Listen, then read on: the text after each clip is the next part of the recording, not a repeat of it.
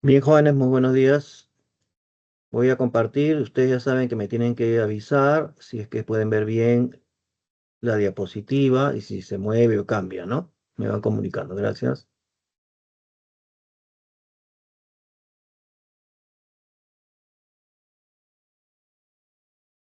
Bien, ahí estoy compartiendo el PPT de geografía. Me pueden decir si pueden visualizar sin problemas. Sí se ve, profesor. Sí se Sí ve, se ve, profe. Ya, ahora, profesor. muy bien. Ahora también voy a ponerlo en pantalla total, grande. Y ustedes me dicen, ¿se mueve? Sí se ¿Sí? mueve, ¿Cambia? profesor. Ay, muy bien. Muchas gracias. Bien, entonces vamos a empezar con el tema de esta semana que es hidrografía, o sea, la descripción de las masas de agua sobre la superficie continental y todo lo que ustedes ven aquí, vertientes, mar peruano, glaciares, etcétera.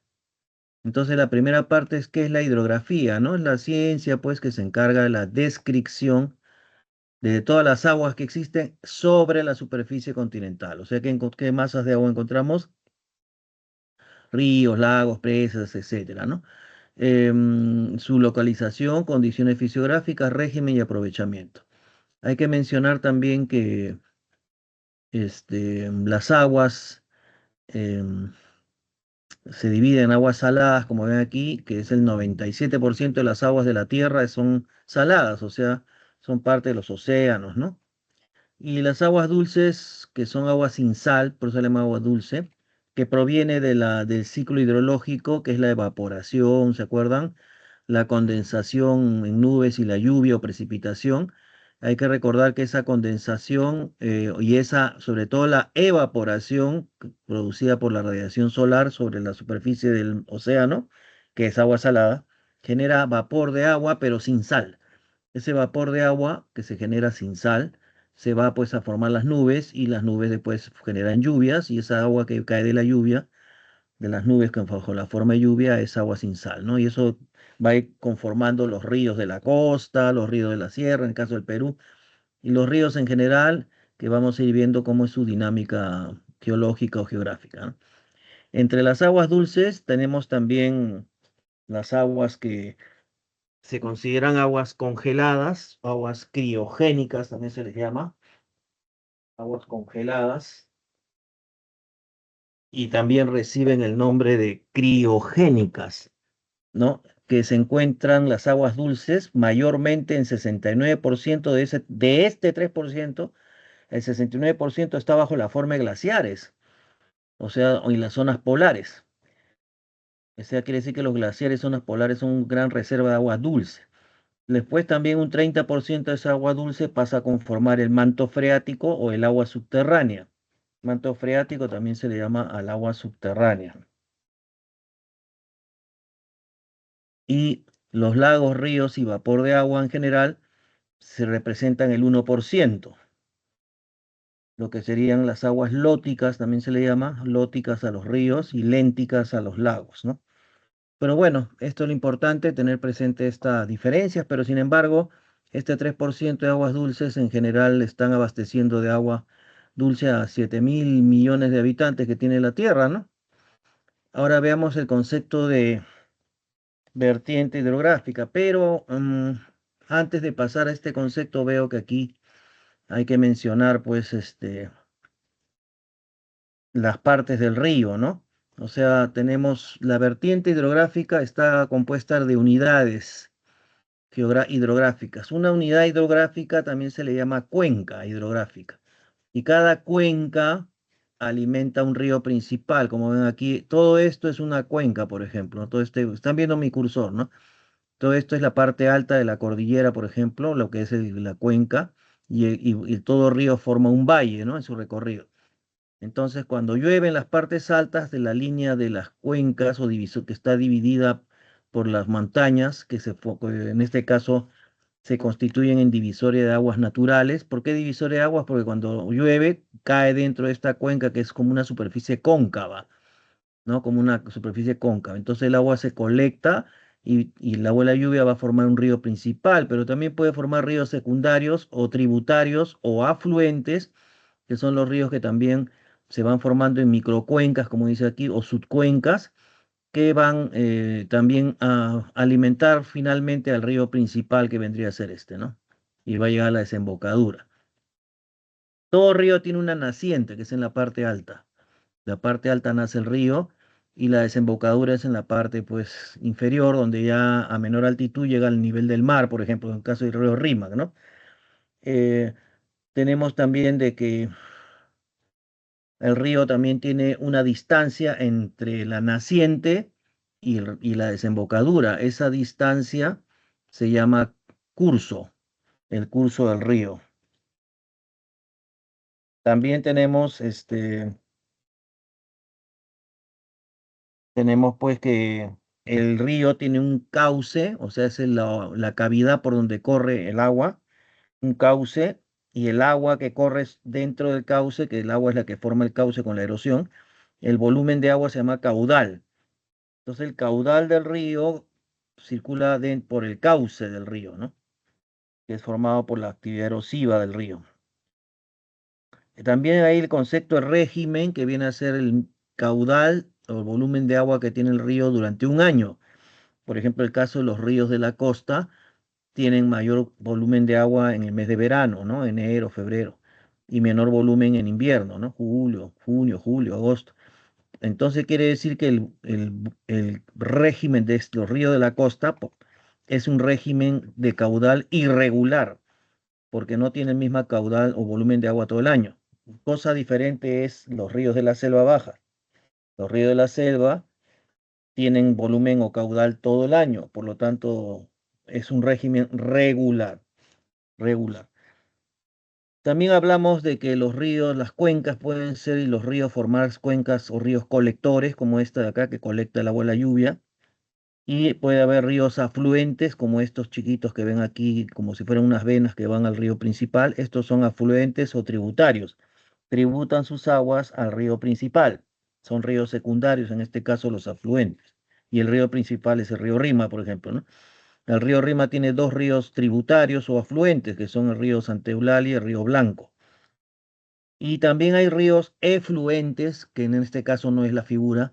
El efluente es un río que nace de un lago o de otro río, es decir, es un caso diferente.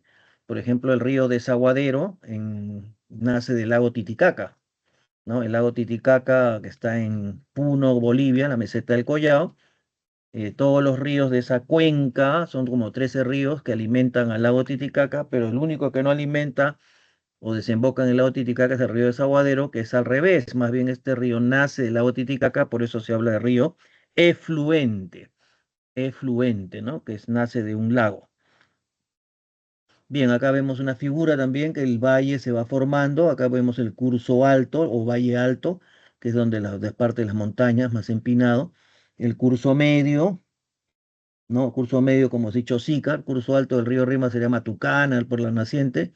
Curso medio es dicho Sica y el curso bajo es Lima, ¿no? La ciudad donde estamos, el curso bajo y el río llega a la desembocadura y forma acá, por ejemplo, un delta, como vemos acá formando canales, o a veces sin estas partes solamente quedaría como una boca abierta que se llama estuario.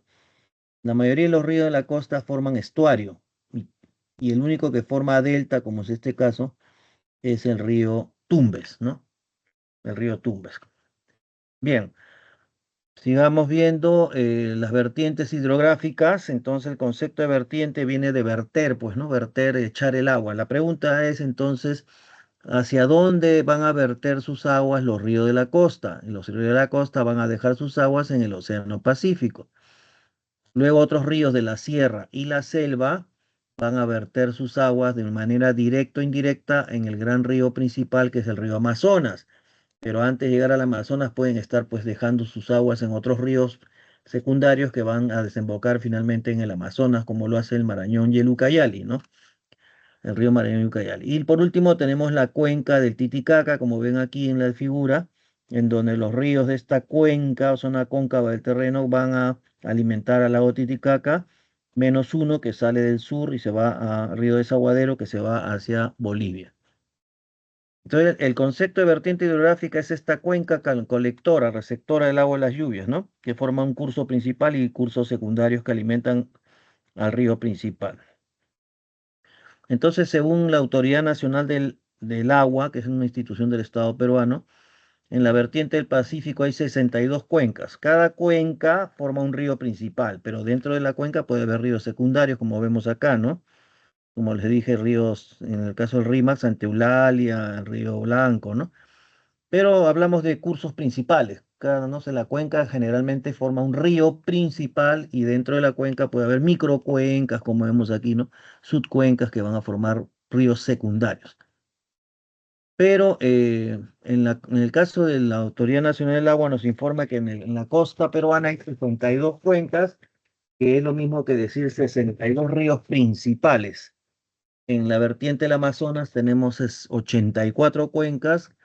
Esto se incluye pues los ríos de de la sierra y de la selva, y los ríos de la sierra pasan a la selva por los pongos. Recuerden que el término pongo quiere decir cañón, ¿no?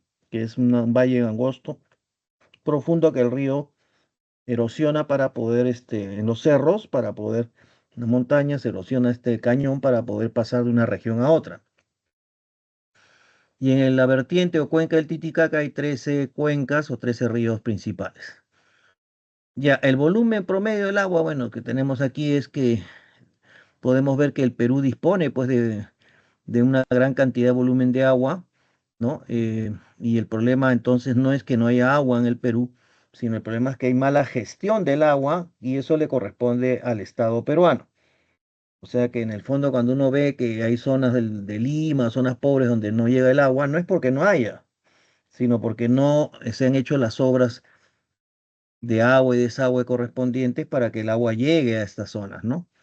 Entonces, no confundir la mala gestión o administración del agua con la cantidad de agua, ¿no? La cantidad de agua, como vemos en el Perú, hay muchas cuencas, muchos ríos, y eso nos ayuda a tener pues presente de que tenemos gran cantidad de agua. Entonces, el problema del Perú es la mala gestión, ¿no? Que hay en administrar estas aguas que se van perdiendo con su curso natural, pues se van siguiendo, van yéndose al mar, al Océano Pacífico, sino al Atlántico por medio del Amazonas y así, ¿no?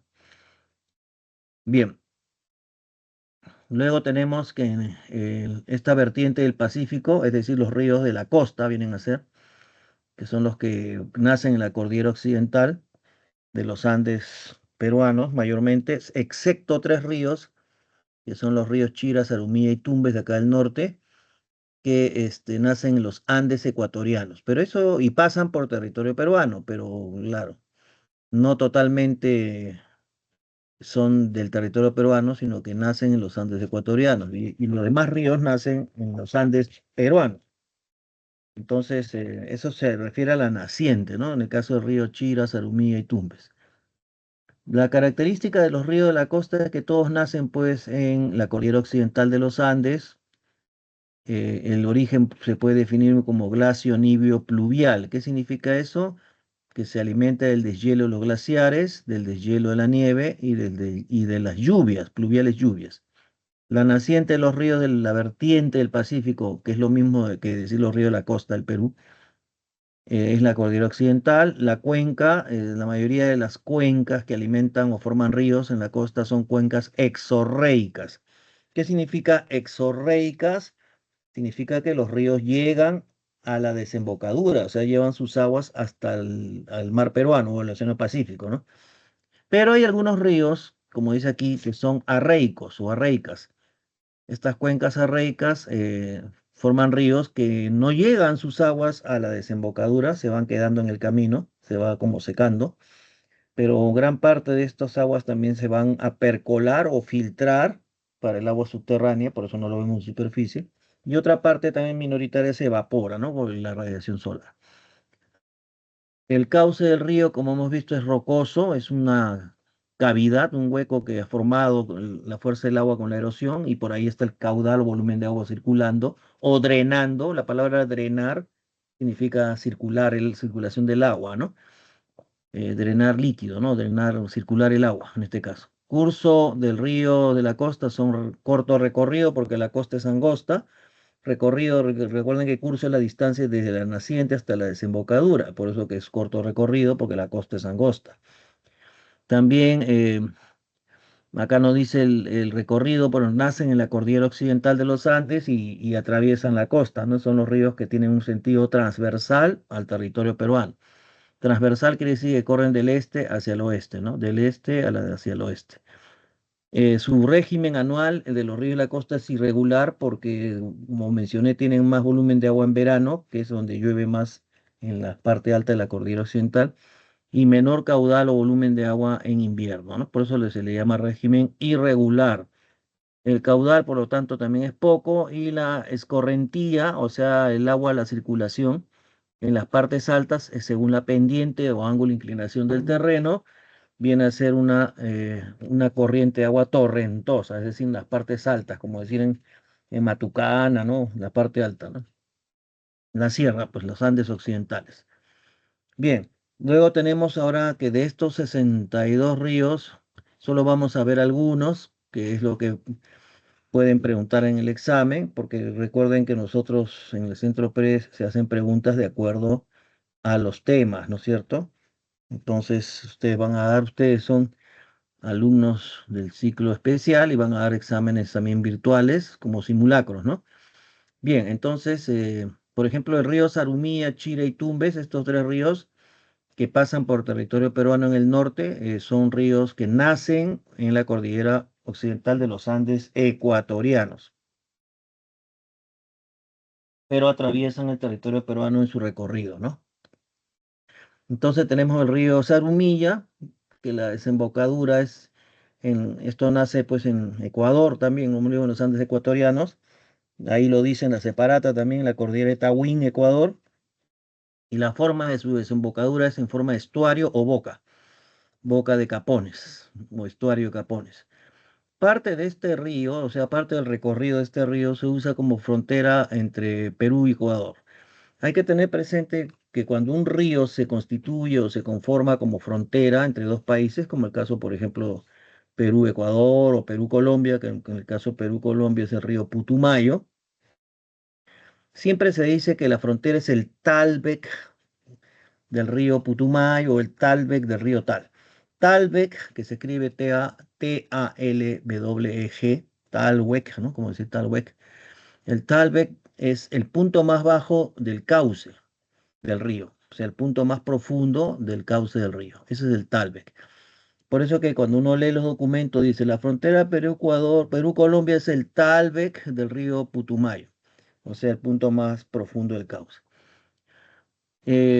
Ahí se encuentra también en la desembocadura del río Sarumía, la Bocatoma, o mejor dicho, se encuentra también en el recorrido de la Bocatoma de La Palma, ¿no? El río Tumbes, que también nace en los Andes ecuatorianos, en la cordillera de Chía, desemboca en forma de delta y este es el único río navegable de la costa, o sea que el río Tumbes es bien singular en ese sentido. Único río de la costa que desemboca en delta y es el único río de la costa que es navegable.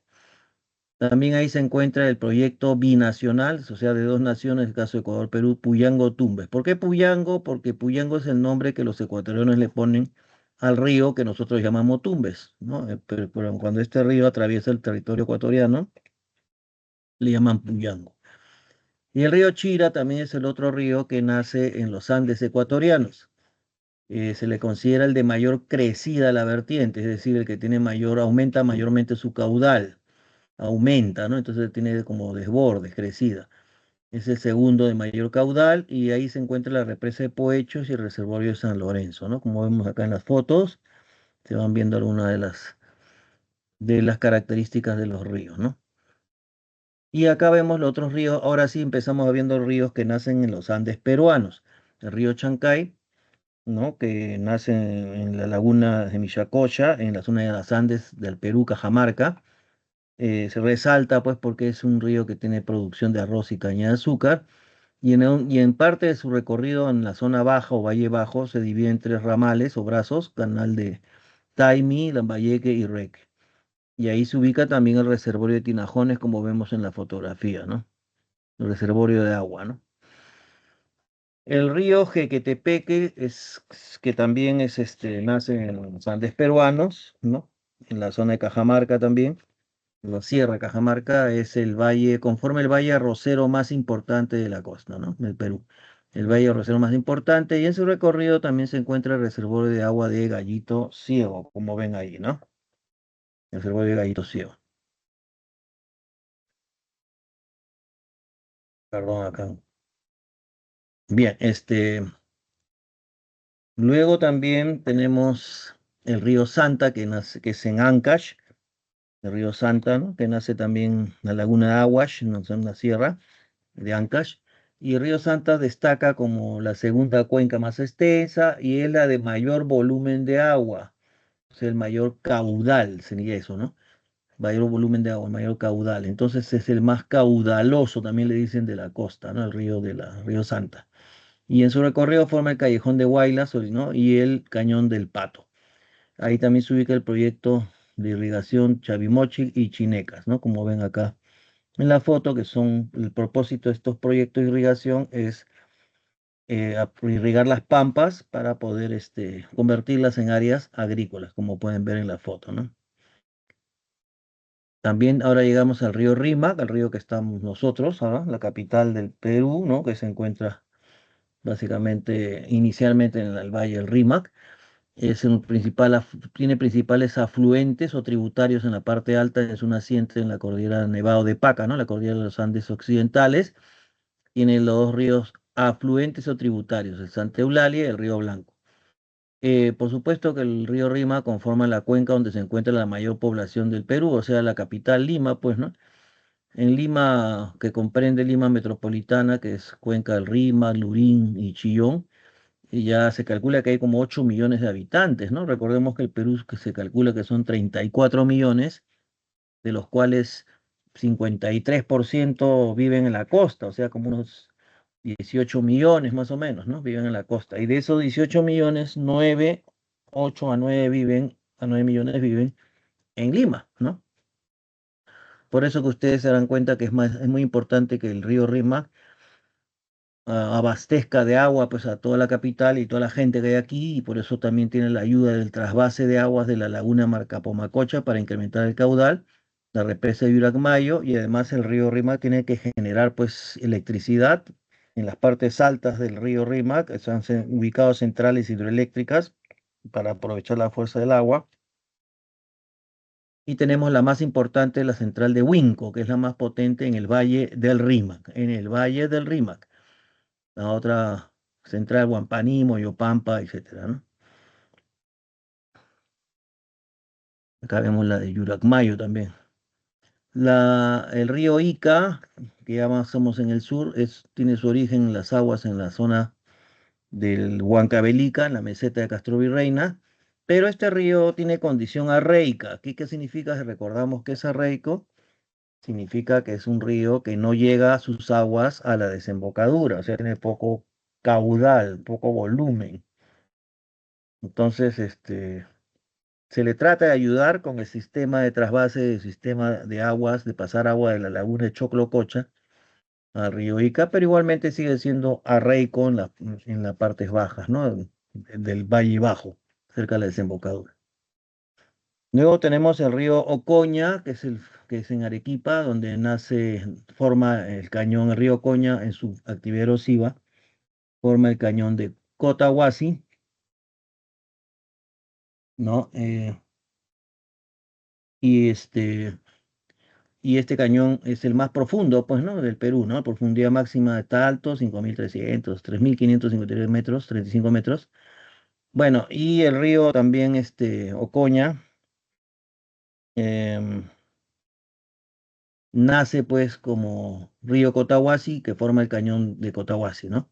Acá en la foto se ve una persona con camarones, porque estos ríos de Arequipa son ríos de aguas limpias, porque los camarones se desarrollan en aguas limpias. Por eso que no hay camarones en el río Rímac, ¿no? Porque el río es contaminado. Antes sabía, ¿no, Tenemos, profesor? ¿cómo? Antes sabía, digo, o sea, hace mucho Ah, tiempo sí, atrás. antes, en la Ajá. época de la conquista, los españoles pues dicen que el Valle del Rima era un bosque, imagínate, ¿no? O sea, la ecología ha cambiado pues también. Y que por supuesto había camarones, pues, ¿no? Pero ahora ya en el tiempos actuales los mismos españoles al cortar los árboles para hacer obras, trabajos, ¿no? Fueron afectando la ecología, ¿no? Que era un bosque, dice, y había camarones. Ya bueno, seguramente había camarones hasta muy ya el siglo XIX, por ahí me imagino, un poco, ¿no? Pero cuando ya empieza la industrialización, o empieza la contaminación, porque hay mucha gente ya viviendo, ya se vuelve un río contaminado, pues, y entonces los camarones ya no se desarrollan, ¿no? En cambio, en los ríos del norte, pero más en los del sur, sobre todo en los de Arequipa, Moquegua, o sea, ahí sí hay camarones, como vemos, ¿no? Río Maje, seguimos en Arequipa, también se considera que es la mayor cuenca colectora de aguas y forma el cañón del Colca, que es muy famoso, la represa de Condoroma, se encuentra ahí también. Seguimos en Arequipa, el río Chile. El río Chile también es como similar al río Rima, ¿no? Digamos, ¿no? ¿En qué sentido? Que Lima, la capital, nace pues en el Valle del Rima y el río Chile, Arequipa, la ciudad de Arequipa está en el Valle del río Chile. Por eso ahí se pasa por la ciudad de Arequipa, en su curso inferior se llama Río Vítor y se encuentra la represa Aguada Blanca y Charcani Quinto, la central hidroeléctrica. Charcani Quinto, que es la que abastece electricidad a la ciudad, ¿no? De Arequipa. El río Tambo es un río interesante porque es el río que aparte es el que tiene mayor longitud, o sea, el más largo de la costa, ¿no? Y nace incluso en los nevados que están en Puno, pero el agua comienza a circular hacia la vertiente del Pacífico y en ese recorrido desde Puno hasta la desembocadura en el Pacífico se configura el río más largo de la vertiente del Pacífico o de la costa, ¿no? Ahí también se encuentra la represa de Pasto Grande en Moquegua. Y el río Caplina, que es en Tacna, lleva aguas, también es un poco arreico porque solo lleva aguas en el sector de los Andes, o sea, en la naciente, pasa por la ciudad pues de Tacna y ahí se encuentran represas de agua de Carumas y Paucarami, ¿no? Bien, esto con relación a los ríos de la vertiente del Pacífico, como estamos viendo. Ahora veamos la vertiente del Amazonas, o sea, todos los ríos que dejan sus aguas de manera directa o indirecta en el río principal que es el río Amazonas. Por eso que estos ríos de la vertiente del Amazonas comprenden los ríos de la sierra y de la selva. Los ríos de la sierra tienden digamos, cruzar, atravesar los Andes formando los pongos o cañones y por esos pongos el río de la sierra cruza hacia la selva y entonces forma es parte de la vertiente del Amazonas, ¿no? ¿Por qué? Porque el río Amazonas es el río principal, ¿no? Bueno, pero hablando ya de la cuenca hidrográfica del Amazonas, que no solo es Perú, como ven, lo compartimos con varios países vecinos, Colombia, Ecuador, ¿no? Entonces, con Bolivia, etcétera, aparte de Brasil, por supuesto, viene a ser la mayor cuenca, o sea, todo esto es una cuenca la más grande del planeta, ¿no? La grande de la Tierra es una supercuenca del río principal Amazonas, y hay ríos secundarios, afluentes, ¿no? Que van llegando del norte y del sur. Tengo que mencionar aquí que también aquí es donde vamos a definir qué es la margen, ¿no? Cuando dicen la margen derecha del río o la margen izquierda del río, quiere decir de que estamos hablando de acuerdo a la dirección de las aguas del río. Por ejemplo, en el caso del Amazonas, la derecha sería, como el río se está yendo de la izquierda a derecha, o sea, del oeste al este, la derecha sería el sur, o sea, todos los ríos que llegan por el sur son margen derecha. Y los ríos que llegan por la margen izquierda son los ríos que llegan del norte, ¿no? Y bueno, eso es para definir las márgenes del río, no del que mira, sino del río. Ya, las características de la vertiente del Amazonas, pues es que es la mayor cuenca del mundo, ¿no? En su extensión estamos hablando en área. Además que abarca territorios de Brasil, Perú, Colombia, Bolivia, Ecuador y Venezuela, ¿no? Las características de la cuenca hidrográfica o vertiente hidrográfica del Amazonas es que el origen de sus ríos es de los Andes orientales, de los Andes,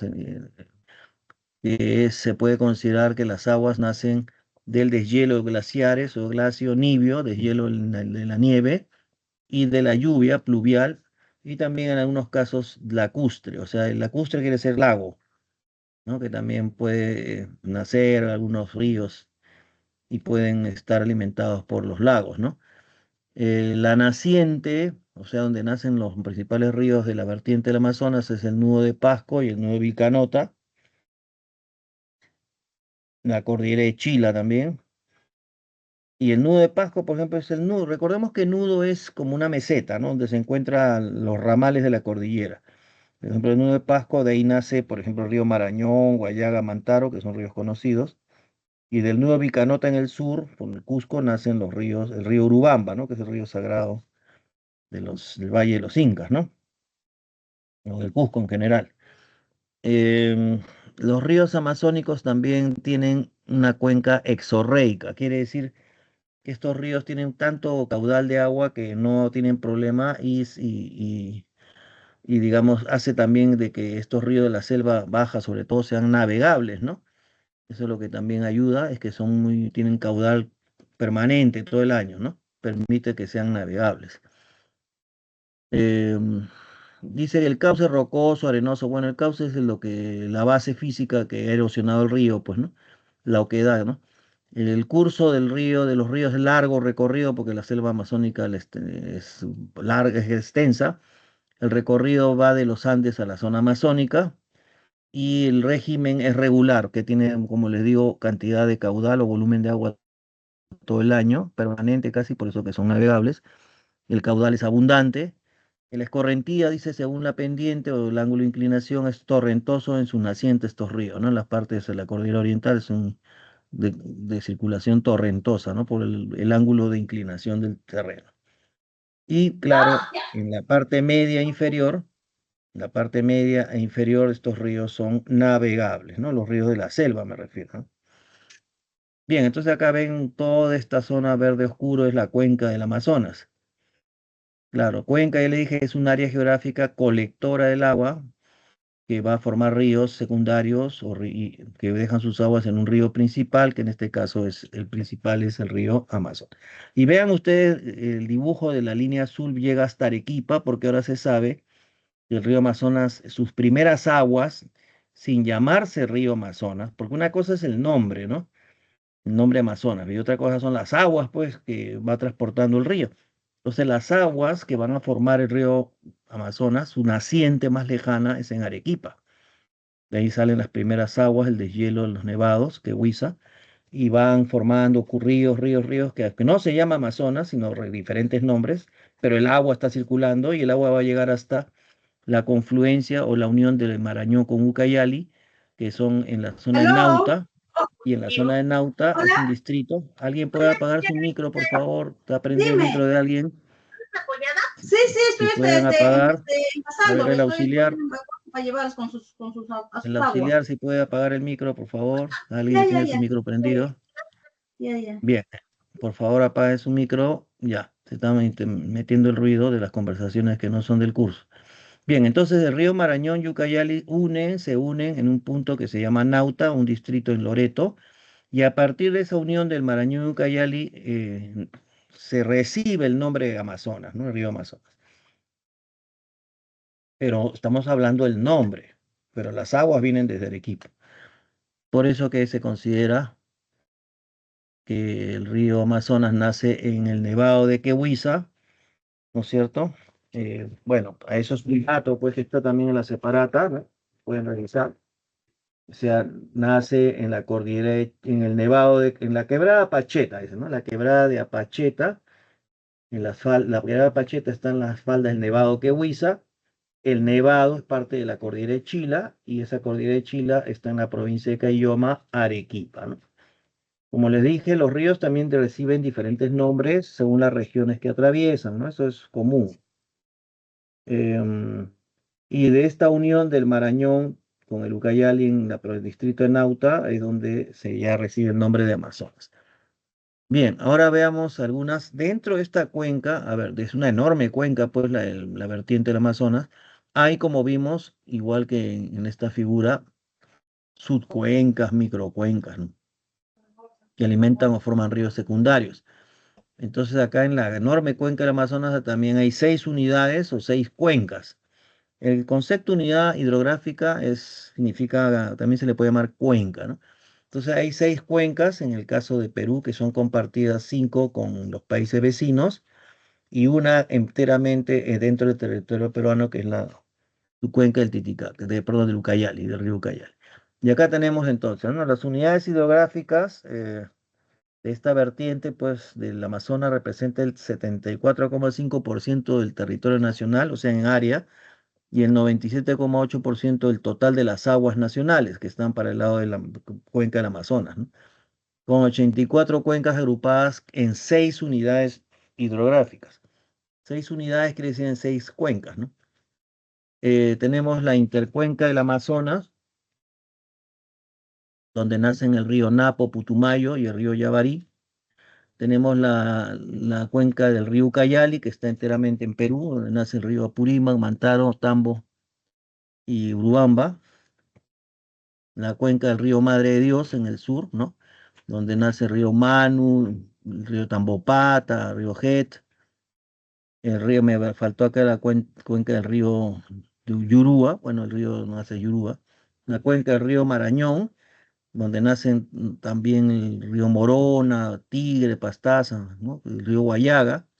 Y la cuenca del río Purús, donde nace pues el río Purús, ¿no? Todo esto son, como ven acá en el dibujo, son cuencas dentro de la cuenca del Amazonas que corresponden o se encuentran presentes en el territorio peruano. Eso ya, cuando digo territorio peruano, estoy hablando de administración política territorial, ¿no?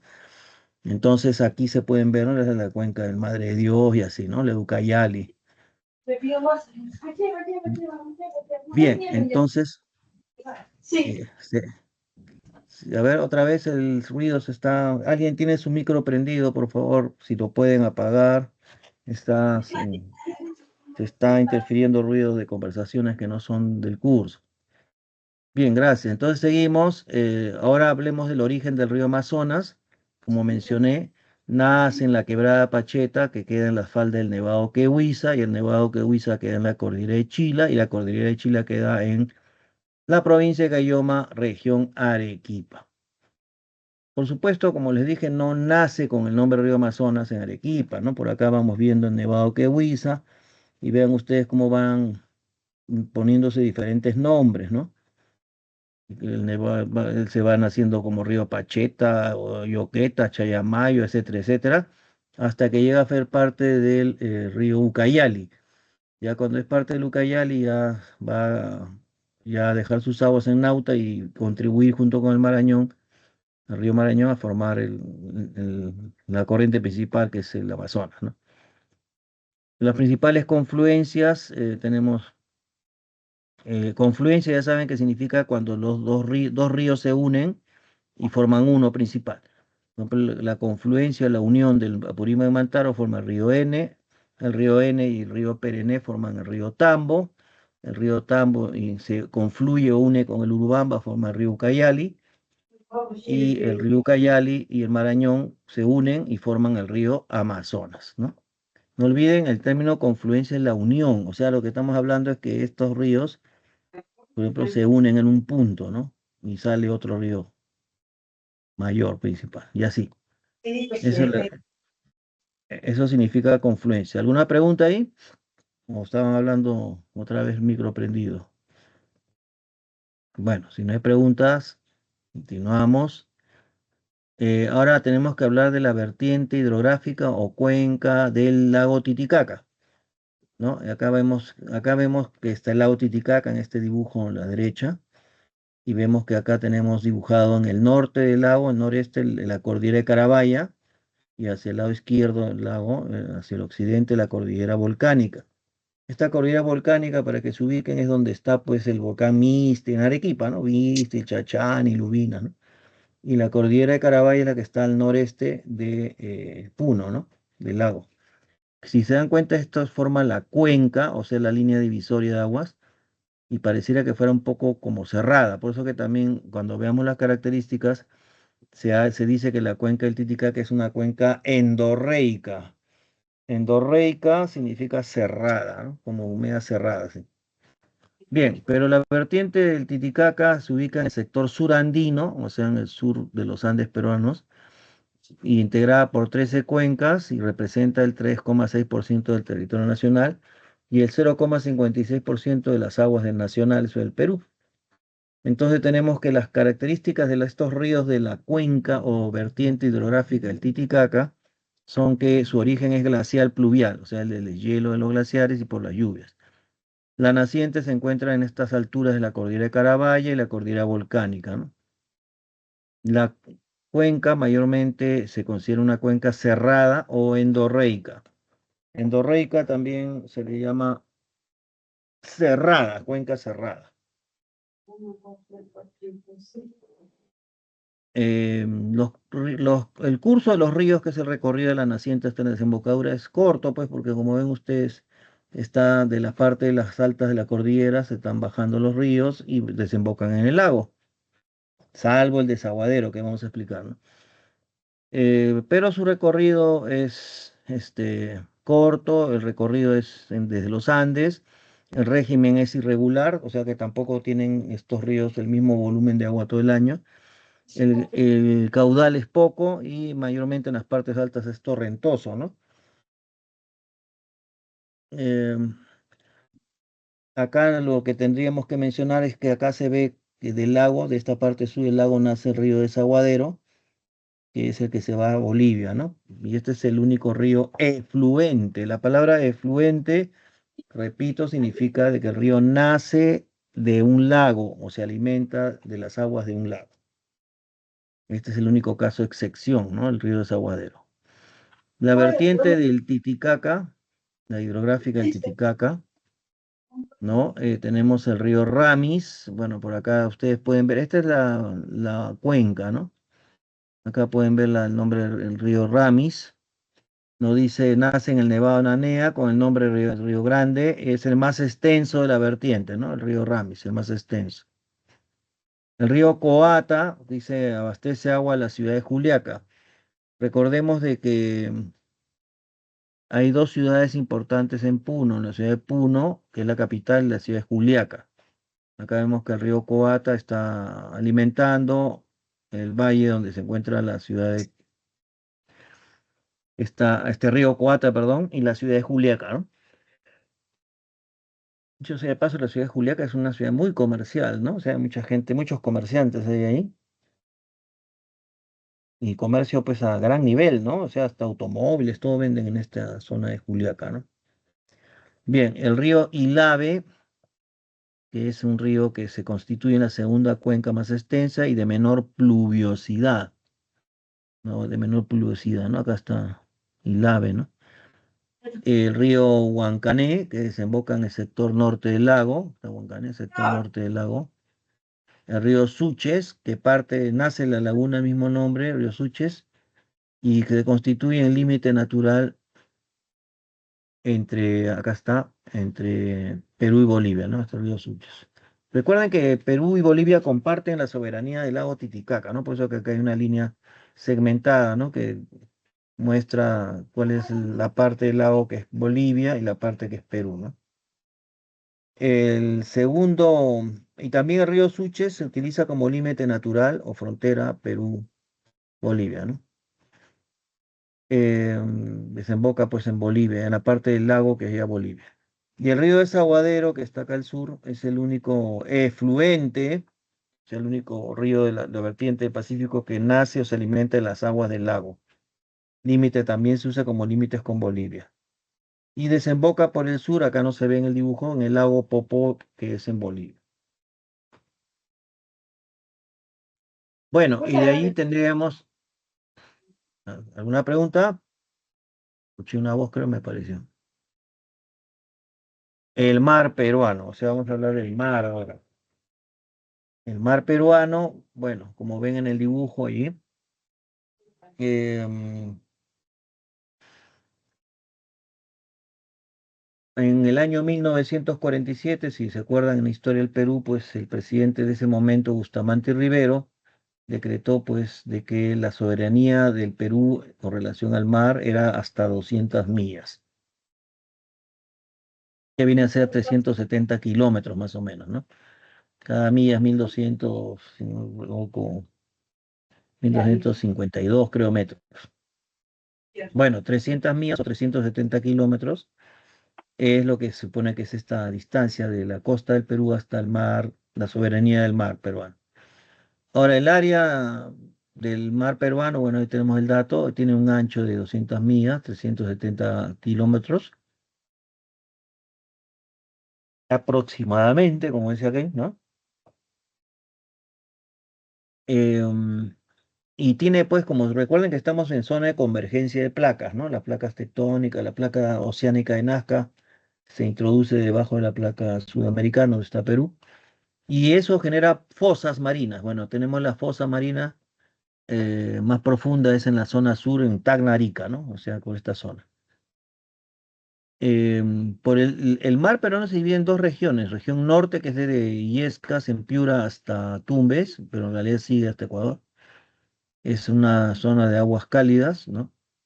Y de ahí, desde Illescas hasta la frontera con Chile, es ya región del mar peruano central y sur.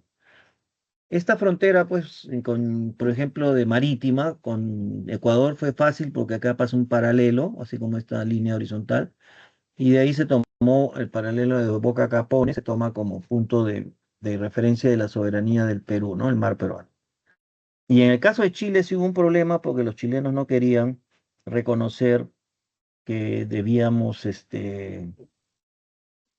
definir la frontera marítima porque Chile consideraba que ya existía, que era un paralelo que también pasa por la punto número hito de la Concordia, y los chilenos planteaban que esa era la frontera marítima, pero Alan García, en su segundo gobierno, discute eso diciendo que eso paralelo era para un tratado de pesca, ¿no? No era una frontera marítima. Como Chile se niega a conversar sobre esto, es que Perú con Alan García elevan este tema, este conflicto o controversia ante el Tribunal Internacional de la Haya de Naciones Unidas. Recuerden que vimos en una clase cívica, ¿no? Entonces, la Corte Internacional finalmente, después de unos años, dio el veredicto y dijo cuál era la frontera Perú-Chile, ¿no? Más o menos como lo ven acá. Bueno, de ahí vemos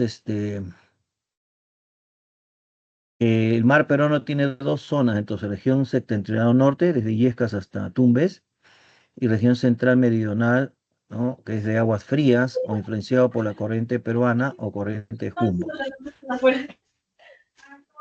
¿Ya? Entonces, no sé si acá alguien quiere preguntar o no sé, está hablando otra cosa.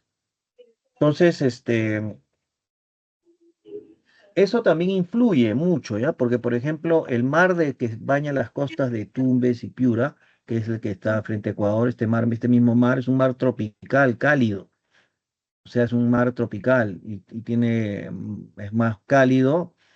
El mar cálido tiene menos oxígeno, menos sal, ¿no? Y entonces, genera unas condiciones ecológicas diferentes, ¿no? Pero el mar frío, que viene de la costa central y sur, es un mar pues, que tiene mayor riqueza hidrobiológica porque el agua fría es de la corriente Humboldt, tiene más oxígeno y es más salado.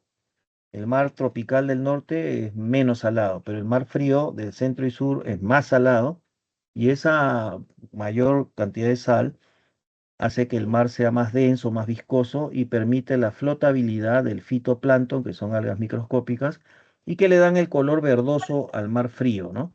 El mar tropical tiene un color azul plomizo, como dice acá, pero el mar frío es el color verdoso. Eso es porque el fitoplancton, que es un alga microscópica, está flotando sobre la viscosidad del mar frío y da ese color verdoso, ¿no? Bien, por favor apaguen su micro, alguien ahí tiene prendido. Bien,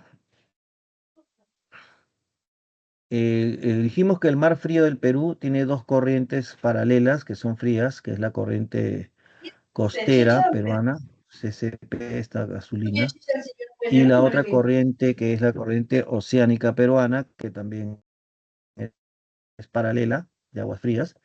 y que es más profunda, ¿no? El agua, por ejemplo, de la corriente costera peruana es de más o menos profundidad, 200 metros, como ven de profundidad, y la otra corriente oceánica que está un poco más al este, o más al oeste, perdón, paralela, es de 700 metros de profundidad, o sea, es más profunda esta corriente de aguas frías.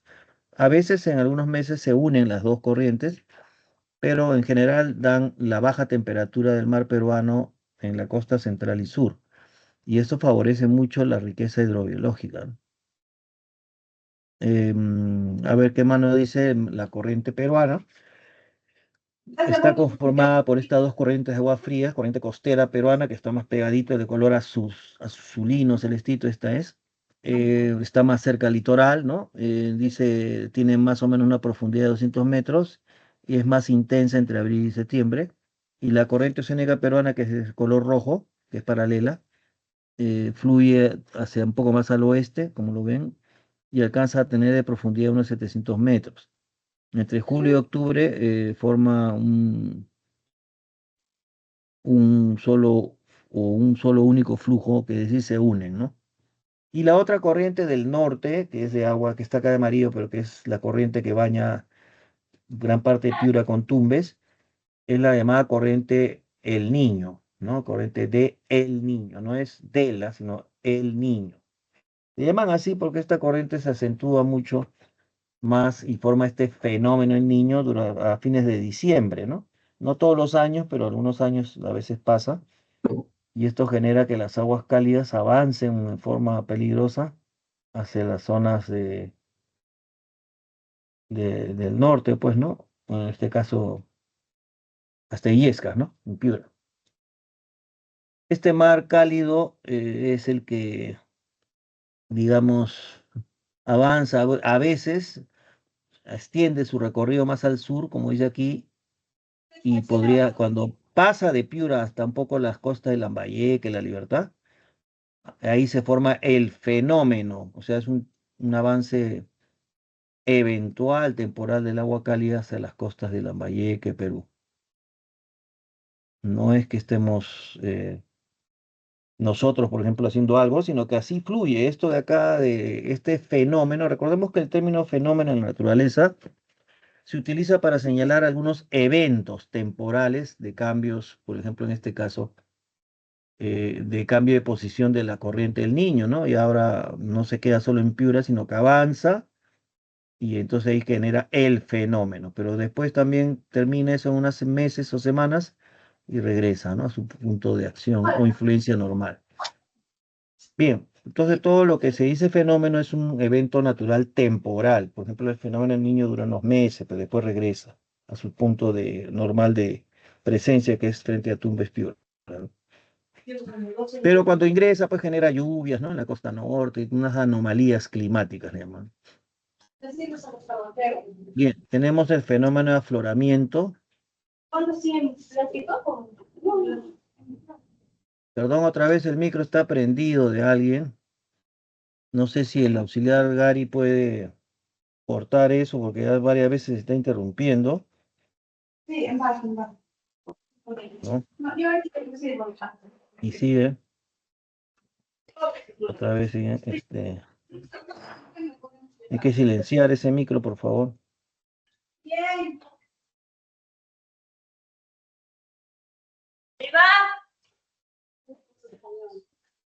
Seguimos con este problema, ¿no?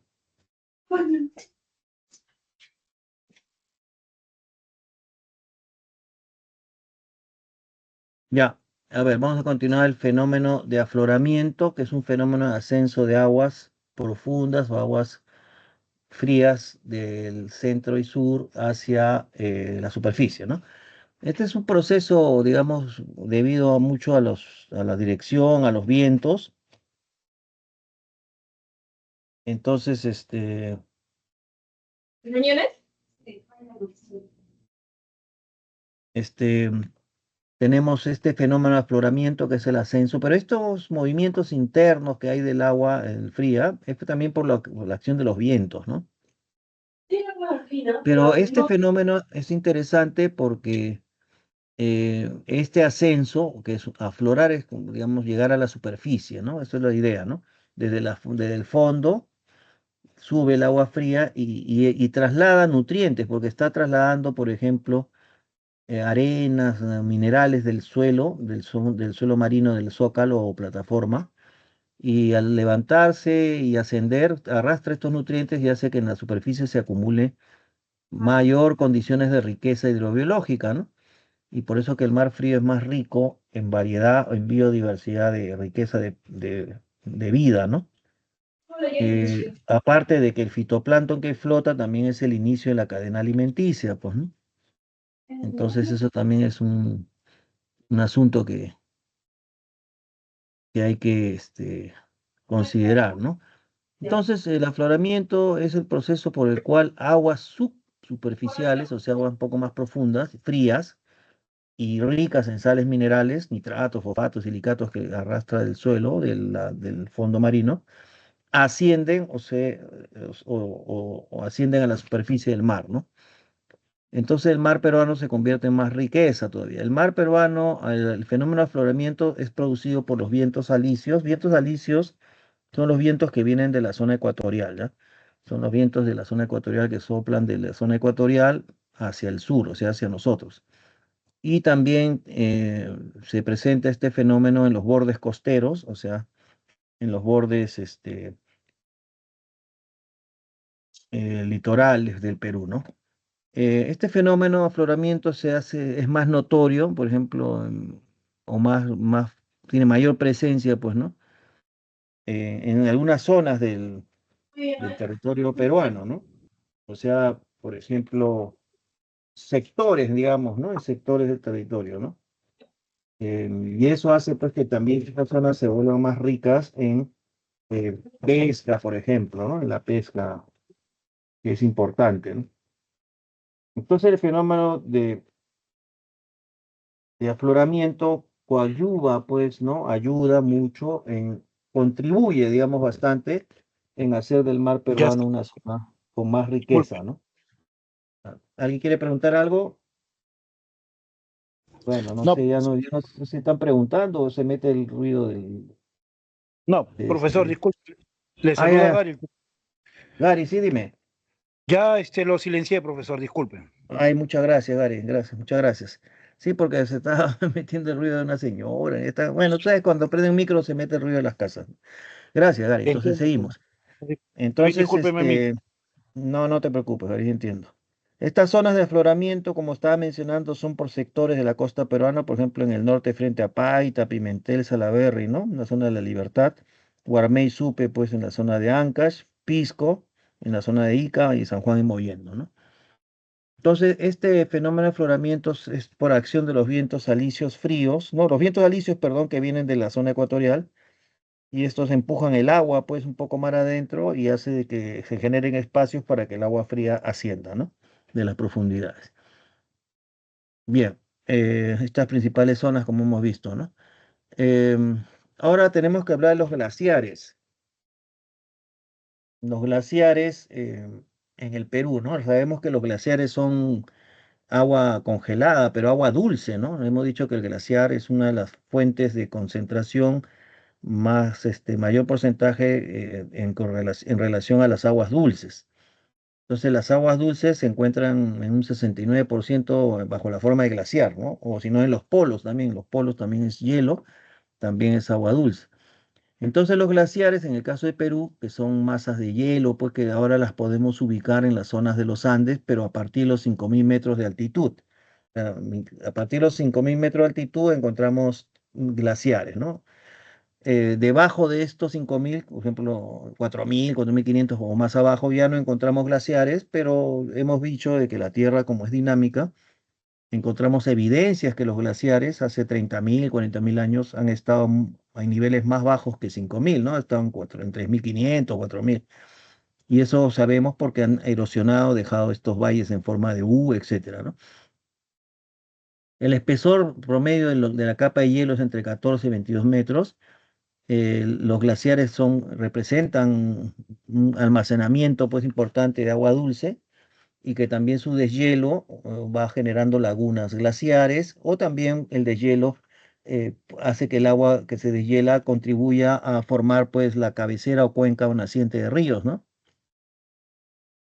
El Perú tiene 3.044 glaciares, contribuyen pues muchos de estos glaciares al deshielarse en las partes bajas, contribuyen al agua que alimenta los ríos de las cuencas.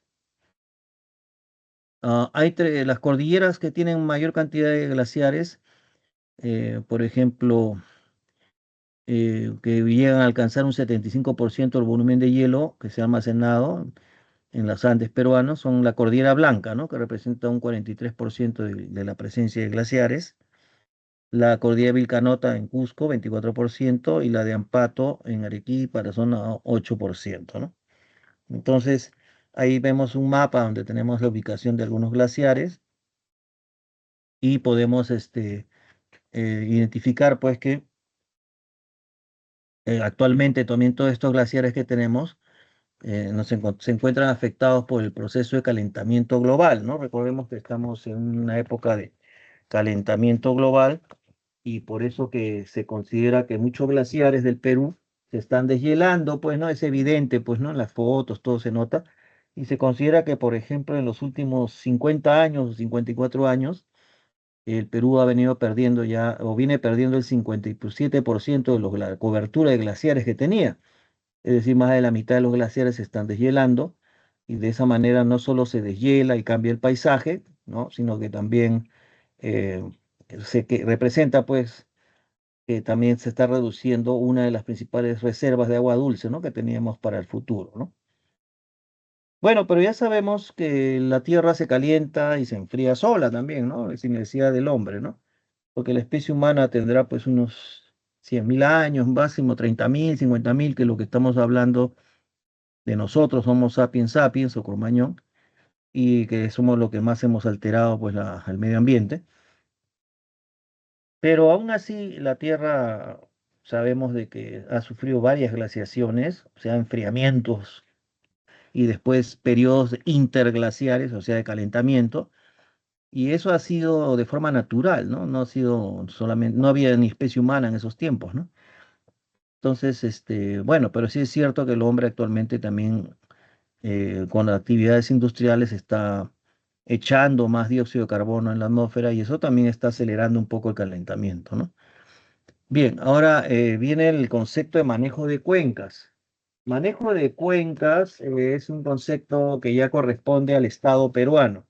O sea, ¿quién es el soberano, dueño de todos los recursos naturales en el Perú? Es el Estado peruano. Y el Estado peruano está representado temporalmente por los gobiernos nacionales de turno, ¿no? Que ganan las elecciones. Entonces, pero el Estado peruano tiene los elementos que sabemos, pues es población, territorio y ordenamiento jurídico o la Constitución. Bueno, entonces en cuestión del manejo territorial se habla de la gestión y manejo de cuencas. Cuando uno dice gestión, lo que está pensando es cómo administras, ¿no? Cómo el Estado administra el recurso. En este caso, los recursos que hay dentro de la cuenca, ¿no? Dentro de la cuenca hay pues suelo, agua, bosques, ¿no? Entonces, el manejo de cuencas, que es una forma de administración del territorio, o sea, quien administra el territorio es el Estado peruano, las instituciones del Estado, ¿no? Que debe fomentar la integración social también. Entendemos que los recursos naturales que tenemos en las cuencas son suelo, agua y bosques también, y que todo eso significa pues manejar estos recursos de manera racional, o sea, dentro del concepto de desarrollo sostenible, ¿no? Recordemos que el concepto de desarrollo sostenible significa el uso racional de los recursos naturales en el presente, o sea, ahora, de tal manera que garanticen que estos recursos que están en el presente perduren y que beneficien a las siguientes generaciones, ¿no? De peruanos, o sea, sus hijos, los nietos, ¿no? Entonces, pero el uso racional es el que garantiza de que no se esté desperdiciando o sobreexplotando un recurso como el agua, el suelo, los bosques, ¿no? De las cuencas. Por eso que implica, en cierta manera, la gestión de cuencas, implica pues planificar el desarrollo de la cuenca con una visión integral, ¿no? O sea, considerando toda la cuenca en general, ¿no? Y todos sus recursos que están ahí dentro. tomar medidas para conservar o restituir incluso la cobertura vegetal que puede haber sido cortada, talada, ¿no? De los árboles en la cuenca, tratar de reforestar eso, evitar la contaminación de las aguas de los ríos en la cuenca. Por ejemplo, hay problemas de algunos ríos que están cerca de zonas mineras y entonces a veces las unidades mineras tienden a tener percances con sus desechos tóxicos o relaves y a veces caen en el río, entonces contamina, pues, ¿no? Entonces, eso también afecta a todas las formas de vida que hay dentro del río, ¿no? Peces, etcétera. Y el objetivo de esta cuestión de manejo o gestión de cuencas es, pues, casualmente el uso racional y sostenible de los recursos naturales, que en este caso están dentro de la cuenca, que son suelo, agua y bosque, como vemos aquí, ¿no? Luego, acá vemos un dibujo, ¿no? Donde estamos viendo el río que va circulando y formando un valle.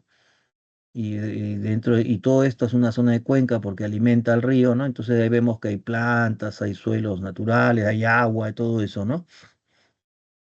Entonces hay que tratar de que estos recursos no, no se reduzcan o se pierdan, ¿no? Por el mal uso o el uso, la sobreexplotación de estos recursos. Hay que evitar eso mediante el desarrollo sostenible o mediante el uso racional de los recursos, ¿no? Luego tenemos la gestión, o sea, cómo administrar los riesgos también que pueden existir para las personas, ¿no? Porque los riesgos son para las personas que pueden estar bajo una zona de riesgo o bajo la amenaza de la ocurrencia de algún fenómeno natural que no sería, digamos, un desastre natural, como se dice, porque está cuestionado el término desastre natural, porque en verdad la naturaleza se manifiesta, ¿no? Un volcán erupciona, es un fenómeno natural. Pero otra cosa es que la lava que comienza a salir del volcán se encuentra en el camino con una ciudad mal ubicada, un pueblo por ahí, gente, etcétera. Eso no es un desastre para la naturaleza, es un desastre para el hombre, ¿no? Que está mal ubicado. Por eso se ha cuestionado ese término desastres naturales. Ahora, la gestión de riesgo significa pues que también nuevamente el Estado con sus instituciones tiene pues que, trabajando con la población, mitigar o disminuir estos riesgos que puedan estar expuestos a algunas poblaciones mal ubicadas, por ejemplo, ¿no? Por eso que se entiende por gestión de riesgos, que ya he dicho que gestión es como decir administración, ¿no? Se entiende la anticipación a los desastres, es decir, tomar medidas adecuadas para prevenir o mitigar las consecuencias de cualquier fenómeno natural y de esa manera reducir las pérdidas humanas y materiales, ¿no? ¿Qué es un riesgo? ¿Qué entendemos por riesgo? Es la probabilidad de ocurrencia, la probabilidad de que ocurran efectos adversos sobre el medio natural y humano, ¿no? Dadas con las condiciones de vulnerabilidad a que se exponen pues la gente, ¿no? En un escenario específico que existe la posible amenaza de un fenómeno natural que afecte a poblaciones en zonas de riesgo, ¿no? Bien, ¿qué se puede hacer pues para mitigar desastres en la cuenca? Nos dice, pues tenemos que, bueno, las autoridades que tendrían que hacer esto son los gobiernos regionales y las municipalidades, provincial, distrital, ¿no? Los alcaldes.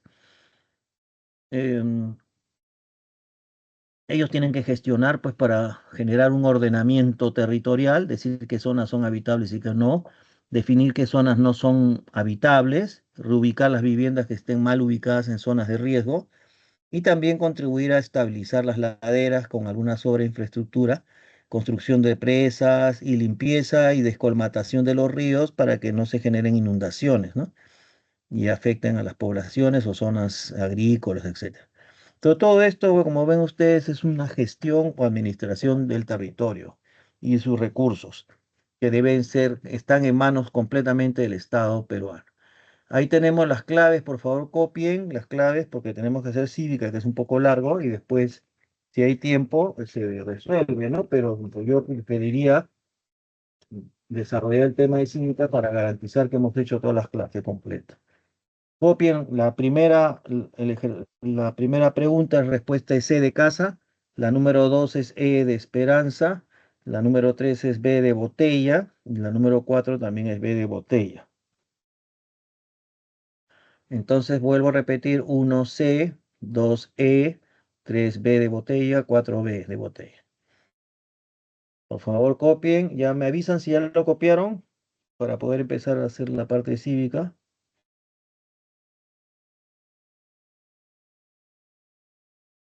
Bien, ya me imagino han copiado, ¿no? Por favor, ya, o tomaron fotos, no sé, pues lo que varias cosas, estilos tienen la gente ahora para registrar información, ¿no? Bien, ya me imagino que han copiado. Entonces voy a compartir ahora la diapositiva de cívica.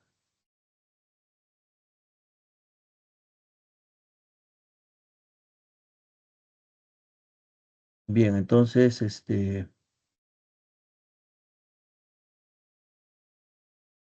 ahora voy a compartir cívica para terminar porque es un tema largo también.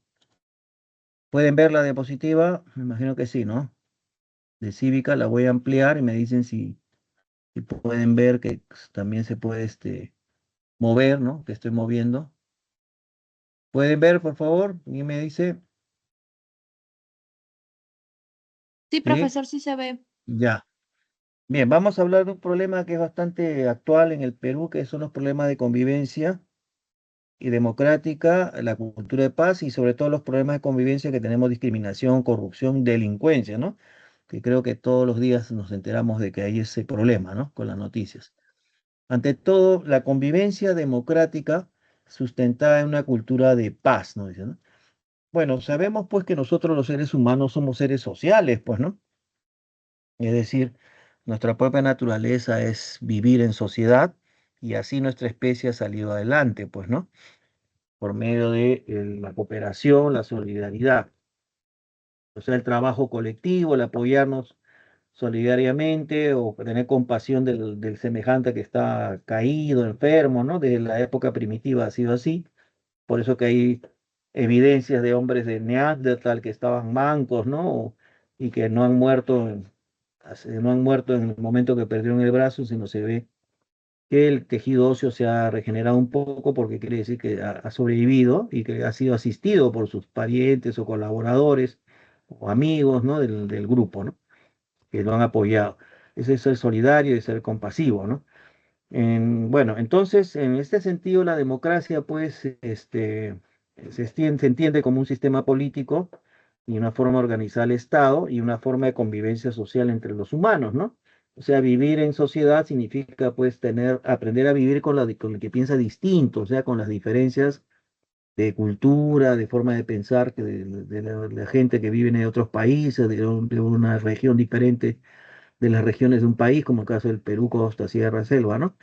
Entonces, hay que aprender a vivir, como dicen también, en armonía con los derechos de las demás personas que tienen sus propios aspectos culturales, a veces propios de su pueblo o de su cultura, ¿no? Entonces, por eso que Jacques Delors también habla, ¿no? De que una de las metas de la educación mundial es, pues, aprender a vivir juntos, ¿no? Ahora, la convivencia democrática significa que también nosotros aprendemos desde que nacemos en la familia. Aprendemos pues normas que son morales, normas sociales, por ejemplo, morales son pues las que te orientan a considerar que tus actos no dañen a otras personas, ¿no? O sea, es un acto moral considerar eso para no cometer injusticias, atropellos, ¿no? Inmoral es el que no le importa al resto lo que uno haga, entonces es un egoísta, pues, ¿no? Y las normas sociales las aprendemos de la familia, pues, ¿no? De que uno es niño, siéntate así, lávate las manos antes de comer, ¿no? Lávate los dientes después de comer, eh, agarra los cubiertos de tal forma. Son normas sociales que aprendemos desde la vida en comunidad, desde la primera forma social que tenemos la familia. Y después cuando va uno creciendo, el niño ya aprende a conocer la gente de la comunidad, conocer su barrio, del colegio, ¿no? Entonces en el colegio también te siguen dando normas, porque la palabra normas viene de la idea de que así debe ser, es un deber, así debe ser. Así, por ejemplo, te dicen, peínate así, lávate las manos antes de comer, porque así debe ser, ¿no? Eso te están diciendo, ¿no? Eso es una norma social. Pero también hay normas jurídicas que son normas obligatorias por la ley. O sea, las normas jurídicas son normas emanadas por el Congreso, por el Estado, y entonces eso sí no hay manera de discutirlo, hay que cumplirlas porque son obligatorias, ¿no? Entonces la convivencia democrática, en cierta manera, las normas o el debe ser nos dan pautas de comportamiento que regulan, guían y ordenan la vida de las personas en comunidad o en colectivo, ¿no? De acuerdo a ciertos valores que también ayudan, por ejemplo, los valores pues de tolerancia, amistad, ¿no? Respeto, buena convivencia. En cambio, algunos aspectos negativos como el odio, la envidia, el irrespeto, irresponsabilidad, deshonestidad, etcétera, eso más bien menoscaba o afecta una buena convivencia social. La cultura de paz, según Naciones Unidas, la define pues como un conjunto de valores, actitudes, tradiciones, comportamientos y estilos de vida basados en el respeto pues a la vida, el fin de la violencia, o sea, y por supuesto la promoción y práctica de la no violencia. ¿Qué quiere decir esto? Que en la cultura de paz se considera que cualquier conflicto, cualquier controversia entre la gente debe resolverse mediante el diálogo, ¿no? En el diálogo y siempre buscando entenderse, dialogar hasta poder llegar a acuerdos, ¿no? Pero no de ninguna manera solucionar o supuestamente pretender solucionar un problema o controversia con violencia, como lo que pasa actualmente y vemos en la televisión, ¿no? Que los sicarios matan gente, los mandan a matar a las personas porque casualmente tienen problemas, pues seguramente no se ponen de acuerdo y creen que mandar a matar es la solución. Y eso es lo que no se debe hacer en una sociedad democrática, civilizada, una sociedad que tiende al bien común, ¿no? Más bien el Perú tiene ahorita muchos problemas, igual que otros países vecinos, de estos problemas de violencia por medio de la delincuencia, ¿no? Bien, el desarrollo pleno de una cultura de paz también se encuentra sustentada o vinculada en que se promueva la democracia y los derechos humanos, ¿no? En la eliminación de todo tipo de discriminación entre las personas, o sea, un trato injusto, diferenciado, que afecta los derechos de las otras personas, solución de las controversias mediante el diálogo, erradicar la pobreza, las desigualdades entre la gente, ayudaría mucho, pues, ¿no? A una cultura de paz, y la promoción del desarrollo económico también, para evitar esas historias, pues, de que uno se vuelve delincuente porque es pobre o no tiene dinero, robo porque no tengo trabajo, esas cosas, ¿no? En el fondo no justifica porque mucha gente, hay gente pobre que es muy honesta y que no, nunca han robado ni se les pasa la idea de robar, ¿no? Más bien de trabajar honestamente. Pero bueno, así es, pues hay muchas maneras de ver las situaciones, ¿no? Principales problemas que tenemos en la convivencia en Perú, bueno, tenemos pues problemas terribles como son la discriminación entre personas, en el Perú se manifiesta mucho con el racismo, ¿no? La corrupción, que es un problema tremendo a nivel del Estado y funcionarios del Estado peruano que roban dinero al Estado, quiere decir dinero de todos los peruanos. Y lo peor es que allá estamos viendo en los últimos años que se ha desarrollado de forma alarmante la delincuencia en todo tipo de actos delictivos, sicariato, extorsión y pago de cupos y todas esas cosas, ¿no? Que ahora vemos todos los días pues hay noticias de este tipo de, actos delictivos, ¿no? Empecemos por la discriminación, que no es poca cosa también en Perú, ¿ah? Es una cosa que ya es muy recurrente, ¿no? ¿Qué es discriminar, no? Discriminar es el trato diferenciado o trato desigual que sin ninguna justificación se ejerce sobre una persona o grupo de personas. Este trato no justificado se sustenta supuestamente en motivos o no, o se sustenta pues en motivos prohibidos por el orden jurídico, es decir, la ley prohíbe discriminar, ¿no? Ahora si ustedes han ido a los centros comerciales, me imagino, vean en todos los centros comerciales por ahí en alguna pared pegada una placa que dice, en este centro comercial se prohíbe todo tipo de discriminación según ordenanza municipal número tal, ¿no? Una ley. O sea que la discriminación se castiga con la ley, pero mucha gente a veces no sabe cómo actuar, ¿no? Para la Defensoría del Pueblo, un acto discriminatorio debe tener tres condiciones, ¿no? Un trato diferenciado, injustificado entre personas. Este trato diferenciado se basa en un supuesto motivo o un motivo que ya está prohibido por el orden jurídico o por la ley. y que se produzca la anulación o menoscabo del reconocimiento o goce de los derechos de la persona afectada, de las víctimas, ¿no? Una de las dificultades para terminar con la discriminación es el hecho de que muchas personas no denuncian, pues, que han sido víctimas de maltrato, discriminación, o no saben dónde denunciar porque tienen vergüenza, además también no denuncian porque a lo mejor no conocen también dónde hacer este procedimiento, o también no denuncian porque tienen desconfianza, pues, en las autoridades policiales, etcétera, ¿no? Acá han puesto un ejemplo, una foto, ¿no? Por ejemplo, públicamente había estos avisos hace unos años, no sé si seguirán, francamente, porque no compro periódico, ¿no? Pero recepcionistas, ¿no? Que ser una buena presencia, ¿no? ¿Qué será buena presencia? Pues, ¿no? O sea, mayormente en el Perú que sea blanca, ¿no? Blanca o que sea bonita, ¿no? Eh, con experiencia de ventas, estatura mínimo 1,60 m, o sea que si no tienes 1,60 m, mejor ni vayas, ¿no? O sea, también ya te están discriminando por la estatura, ¿no? Etcétera, ¿no? Y acá, bueno, ya, como se dan cuenta, esto de buena presencia ya, o esto de 1,60 m ya es discriminatorio, pues. Bueno, principales tipos de discriminación que en el Perú son muy comunes. Por ejemplo, tenemos el tipo de discriminación social, ¿no? Que es un trato despectivo a una persona o grupo social distinto. Esta práctica ustedes la habrán escuchado alguna vez, seguro. Cuando alguien te pregunta o conoces gente recién y alguien te pregunta, ¿y tú dónde vives? ¿No? Cuando te preguntan tú dónde vives es porque ya quieren ver si eso, eh, digamos, según la persona que te pregunta, califica para que puedas hablar con él o ser amigo de esa persona. Por ejemplo, hay gente que te dice, ¿dónde vives? Yo vivo acá en Jesús María. ¿Y tú dónde? Yo vivo en San Juan de Miraflores. Bueno, ya, como diciendo, no, no me junto con esa gente. Eso es un trato, pues, despectivo, ¿no? Discriminatorio, ¿no? De grupos sociales el sector o ubicación de las viviendas, ¿no? Por ejemplo, eso también pasa mucho acá en el país, ¿no?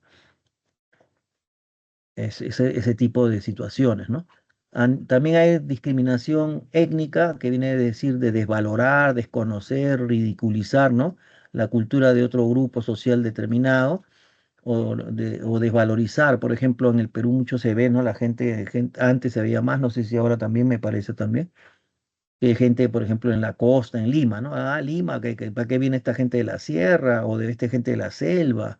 Vienen con esa ropa, que esto, que lo otro, comienzan a criticar, ¿no?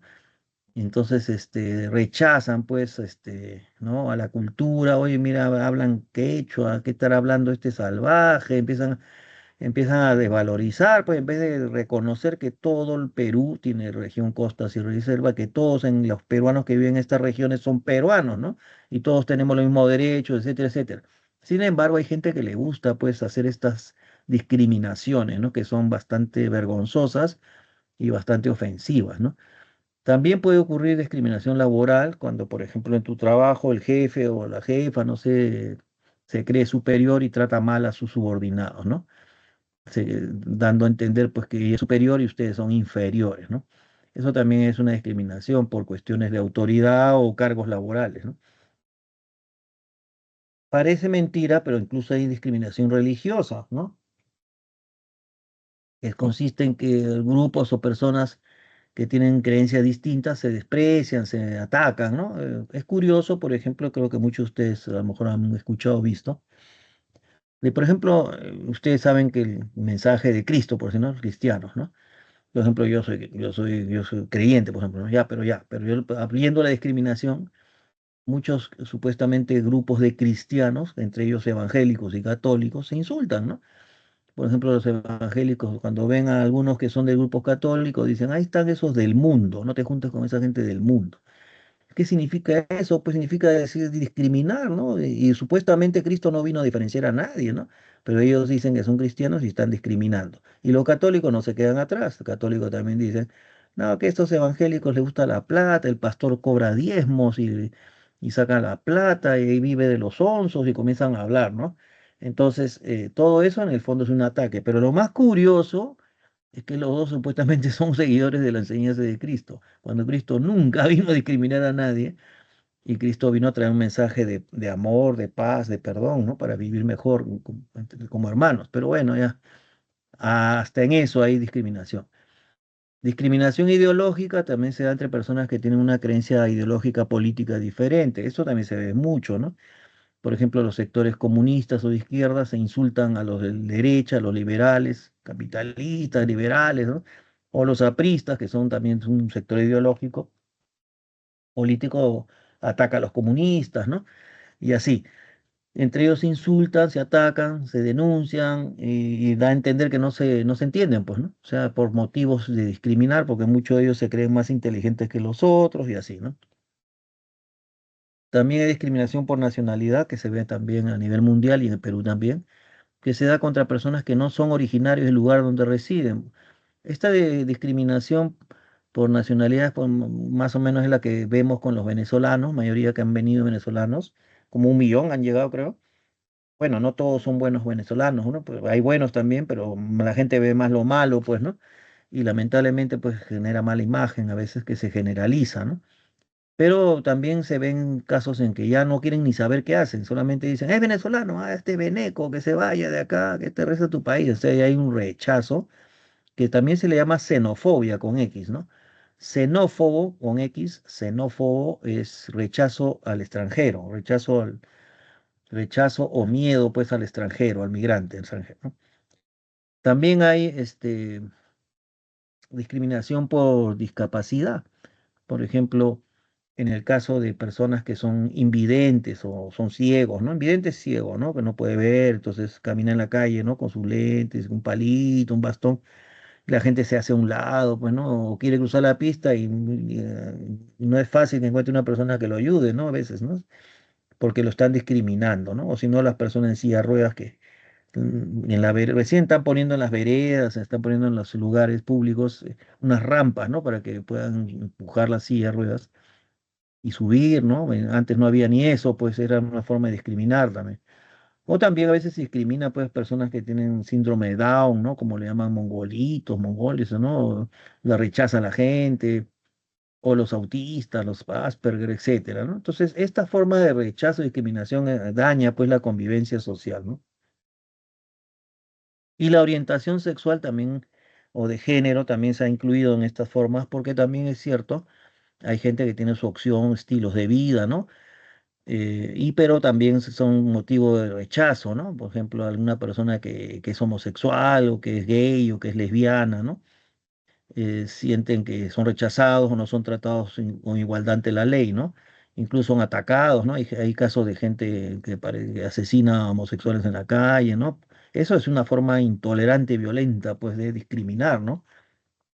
Y bueno, todo esto también, por supuesto, yendo hasta el extremo de pensar más todavía a profundidad en el tema, eso no es ni un problema, que la gente tenga su opción, su estilo de identidad de vida, ¿no? El problema es que también es que no haya hostigamiento sexual, es decir, tampoco se les hostilice, se les burle o se les acose, o también que algunos lesbianas o gays o homosexuales acosen también a personas que no quieren tener relaciones, pues, de afecto con ellas, ¿no? Entonces, eso también es negativo, ¿no? Pero a veces el prejuicio es el que más, predomina, ¿no? De hecho, que ves un travesti, por ejemplo, y ahí lo estás insultando, atacando, ¿no? Bueno, esas cosas son las que dañan, pues, la convivencia pacífica, ¿no? Lo que estamos hablando de la cultura de paz, ¿no? Bien, y la corrupción, que es un problema muy grande en el Perú, realmente, es un problema del Estado, ¿no? Es decir, ante todo, ¿qué es la corrupción, no? Ahí lo dice, es el mal uso del poder público y del dinero del Estado, pero sobre todo cuando dice mal uso del poder público, quiere decir que es el mal uso que hace del cargo un funcionario público, o sea, un funcionario estatal, o el incumplimiento de principios de buen gobierno y que tiene como propósito el corrupto obtener ventajas o beneficios indebidos, o sea, que no son correctos, para quien actúa, o sea, para él o para otras personas, en perjuicio siempre del bienestar general o en beneficio, en perjuicio del dinero del Estado, este, peruano, ¿no? Entonces, eh, hay que tener presente eso de la corrupción, siempre mayormente es en los sectores públicos. Bien, y en ese sentido, por ejemplo, muchos funcionarios, alcaldes, directores de colegio nacional, ministros, todos los que tengan cargos públicos, gobernador regional, que son cargos públicos, desde un funcionario o una persona que atiende mesa de partes en una institución pública, ¿no? Desde ahí hasta el más alto cargo hay casos pues de corrupción o malos manejos y ustedes ven, por ejemplo, cómo los últimos presidentes de la República están yendo a la cárcel por este tema, ¿no? De la corrupción, ¿no? Ollanta últimamente, Fujimori, bueno, Toledo está en la cárcel, Castillo también lo han puesto por ahí, creo que con estos cargos, bueno, etcétera, ¿no? Lamentablemente, pues esto es lo que vemos y por eso que la gente desconfía mucho de los políticos y hasta de la policía, que también se ven que están en un acto de corrupción, ¿no? Bueno, entonces los factores, muchos dicen que explican por qué esta gente, estos actos de corrupción, porque la gente es ambiciosa, el corrupto es ambicioso, codicioso, no tiene valores, no respeta pues los valores ni a las otras personas, no le importa, no tiene conciencia social o muy poca, le importa un pepino pues que se perjudiquen los demás, el desconocimiento de lo legal o ilegal, pues, eso ya es más relativo, la baja autoestima, bueno, de hecho, ¿no? La impunidad, ¿no? O sea, el hecho de que no se castigue o no se castigue penalmente al corrupto, o sea, a veces salgan libres, entonces la gente piensa que no pasa nada, la falta de transparencia también, o sea, el hecho de los cargos públicos, hacer cosas disimuladas, ¿no? Es decir, no, en el sentido de no, que son cosas que no corresponden o las esconden, por eso dice falta de transparencia. Y finalmente los actos de corrupción que afectan la gobernabilidad. ¿Qué entendemos por gobernabilidad? Entendemos pues que la gente no confía en las autoridades públicas, ¿no? O sea, no confía en los policías, no confía en los profesores, no confía en el alcalde, no confía en el presidente, en los congresistas, es decir, el pueblo pierde confianza en sus autoridades y eso afecta la gobernabilidad de un país, ¿no? La desconfianza en las instituciones, o sea, la gente de la población ve tanto corrupción que ya no cree en nadie, no cree en ningún político, y eso que la política no es mala, sino que tenemos malos políticos en realidad. El Congreso no, en sí mismo es una institución del Estado que es necesaria, ¿no? Pero como tenemos malos congresistas, mucha gente que a veces llega a pensar que mejor porque no cierran el Congreso y no funciona, ¿no? No es así. El orden jurídico establece de que tiene que haber Congreso, ¿no? Pero lo malo es que tenemos malos políticos congresistas, ¿no? Y eso es lo que le da mala fama, pero la institución no tiene la culpa, son la gente la que tiene la culpa. Entonces también todo esto afecta a los derechos de las personas, etcétera, ¿no? Por ejemplo, en el 2024 el índice de percepción de la corrupción sigue subiendo, ¿no? O sea que la gente sigue pensando que la corrupción no va a desaparecer nunca, ¿no? Que es una cosa que así es y que seguirá pasando, ¿no? Algunos tipos de corrupción, esto hay que saberlo bien porque pueden preguntar en las pruebas, en los exámenes, es tipo de corrupción, por ejemplo, el cohecho o el soborno. El soborno puede ser pasivo y activo. Pasivo es el que recibe, ¿no? El que recibe una oferta, un dinero para hacer algo y él recibe la corrupción, ¿no? El activo es el que ofrece, pues, corromper, el que corrompe, ¿no? Por ejemplo, acá dicen pasivo, la persona que incurre en este delito es un funcionario de servicio público que acepta o recibe, o incluso hasta puede insinuar o condicionar su función, su actividad, la condiciona a que le entreguen o le prometan un donativo o una ventaja, ¿no? Este es el caso típico a veces cuando van pues ¿no? A mesa de partes y le dice yo quiero mi certificado de estudio, ¿no? Y entonces te dicen, no, en 15 días demora. Regresa dentro de 15 días, le dije, pero yo necesito para antes, pues, ¿no? Por favor, ¿qué se puede hacer, no? Y ahí empieza ¿no? Si a usted le parece, mire, yo tengo 2 entradas para el partido de la U Alianza, yo se las puedo donar, pues, pero usted me acelera el trámite. Y el otro acepta, ¿no? El que acepta es el pasivo, pues. El activo es el que ofrece. Por eso que el que activo dice es aquel que, delito que aquel que ofrece, da o promete a un funcionario de servicio público un donativo, promesa o ventaja, ¿no? Yo le puedo dar un dinero, y hay una especie de jerga, ¿no? Media sinvergüenza y vergonzosa, ¿no? porque la gente dice, ya pues, ¿cómo es tu cariño? ¿No? O dicen, ese de mesa de parte hay que aceitarlo, comienzan a hablar, ¿no? O sea, es ya conocido que incluso dicen, no, así es, así siempre es, tienes que pagar, si no, no pasa nada. Ya lo normalizan, como dice, el acto corruptivo, ¿no? El acto de corrupción.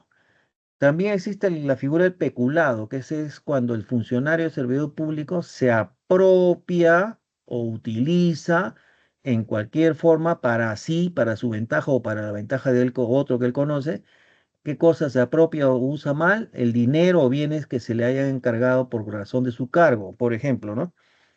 No les sé qué les digo, allá un alcalde, ¿no? Un alcalde de un distrito, pues cuando llega alcalde hay un carro en la municipalidad que es para el uso del alcalde, pero para uso sobre temas de la alcaldía, ¿no? O sea, que corresponden a las funciones. Pero, por ejemplo, que el alcalde agarre, pues, y diga día domingo, le dice, oiga, anda a mi casa, lleva a mi familia a la playa, pues acá te cargo el tanque del carro con el dinero de caja chica de la municipalidad y lleva a mi familia a la playa. Eso, por ejemplo, especulado porque está dando un mal uso del bien público. O sea, el carro no está para ir a la playa de la familia del alcalde, es para que el alcalde vaya a hablar con tal otro alcalde, que vaya al Congreso, que se traslade pues a hacer sus funciones, ¿no? Entonces, por ejemplo, acá, ahí hay un ejemplo, ¿no? La corrupción al alcalde del Ramón Castilla, ¿no? El peculado, ¿no? eh, También he especulado el que se agarra bienes, ¿no? Por ejemplo, el que agarra y dice, oye, yo trabajo acá, y entonces, eh, bueno, hay unas computadoras nuevas que ha comprado el alcalde, o ha comprado el Colegio Nacional, o han comprado no sé quién, pues, del Estado, y donde trabaja, y el corrupto dice, bueno, me voy a llevar una computadora a mi casa, pues, ¿no? O sea, se la apropia, pero es un bien del Estado. No, nadie se va a dar cuenta, ¿no? Que lo saco en la noche, vengo, yo tengo llave, entro y apago las cámaras y me llevo la computadora que está buena, ¿no? Y entonces nadie se va a dar cuenta y así, ¿no? Eso es apropiarse también de bienes del Estado, especular. La colusión es la asociación delictiva, o sea, se asocia, ¿quién se hace socia, ¿no? ¿Quién se entiende que se hace socios de qué?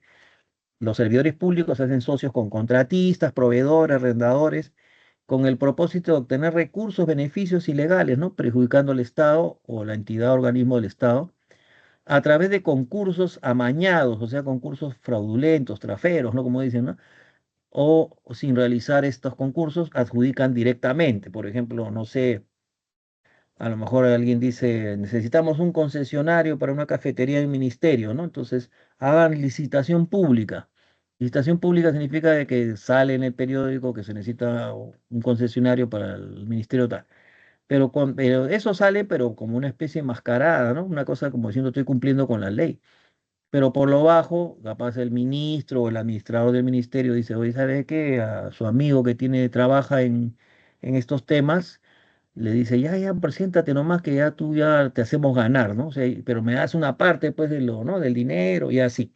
Eso también es corrupción, pues, ¿no? Porque está amañando el concurso, o sea, está haciéndolo por lo bajo, lo está haciendo un fraude, un engaño, ¿no? O también incluso no ni hacen concurso y pum, de frente le da a su primo, por ejemplo, para que sea concesionario, a un familiar, ¿no? A un vecino, a su querida, no sé, tantas cosas que se ven, ¿no? Pero son de hecho casos de corrupción. Entonces ustedes ven que hay muchos de estos casos en el ministerio, salen en las noticias, ¿no?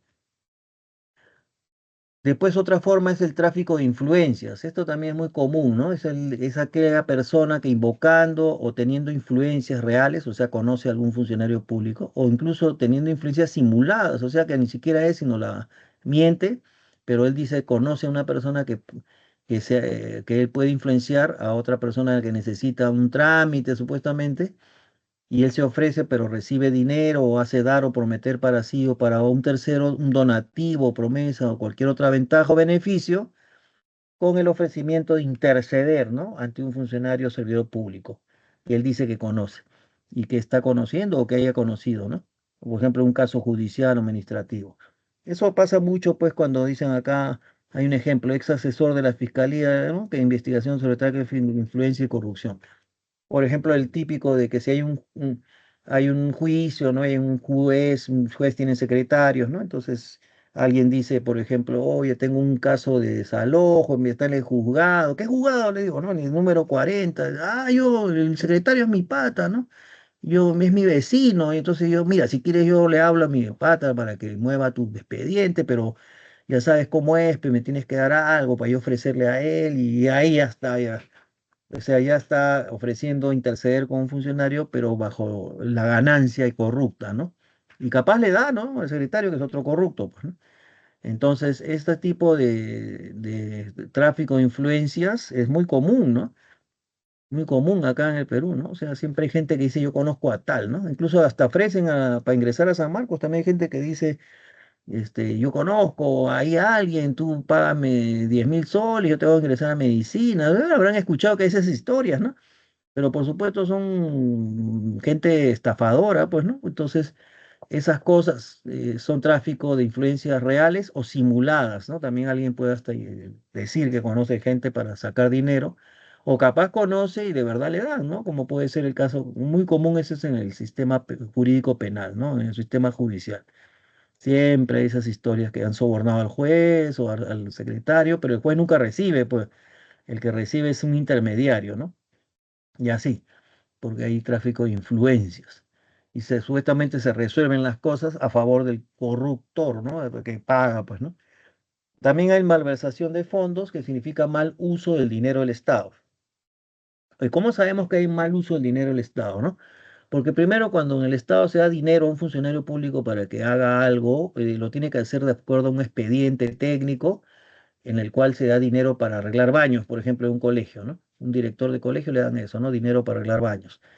Pero resulta pues que si ese dinero que es para un fin específico, sustentado en un documento específico que lo dice, tú usas ese dinero en otra cosa, ya cometes malversación o mal uso del fondo del dinero del Estado. Se ocurre cuando un funcionario de servidor público incurre en el delito cuando el dinero o bienes que administra, él le da una aplicación diferente de aquella a la que está destinado y afecta el servicio a la función encomendada. Como le digo, puede pasar que un director buena gente, ¿no? Al final, pero a lo mejor sin querer, recibe dinero, claro, él dice ya, le dicen para que arregle los baños en enero, ¿no? Que no hay clases.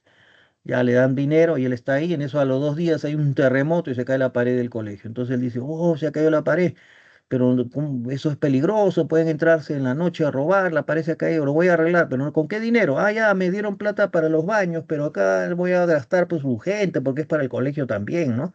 Hacer la pared, hace la pared, ya utilizó mal el dinero que le dieron, es malversación de fondos. Aparentemente era para algo bueno del colegio, ¿no? Pero no se puede, pues, porque cuando ya te dan dinero asignado para una cosa específica, a eso lo tienes que gastar. Si tú no lo gastas en eso, conviertes en malversación, cometes corrupción, malversación de fondos. Y el cobro indebido es, como lo dice aquí, que un funcionario de servidor público abusa de su cargo, exige o hace pagar, pues, dinero o sueldos o remuneraciones no debidas en cantidad que excede la tarifa. Por ejemplo, pues puede ser que una persona dice, son 50 soles por certificado de estudio, ahí está pegado en la pared el costo, ¿ya? Pero tú dices, oye, pero esto es muy, no, 15 días es mucho. Ah, no, pero si tú quieres, saca otro papel. Acá hay un tarifario alternativo, ¿no? Pagas 80 soles y te damos el certificado mañana. Pero es un pago extra, pues, porque es un servicio express.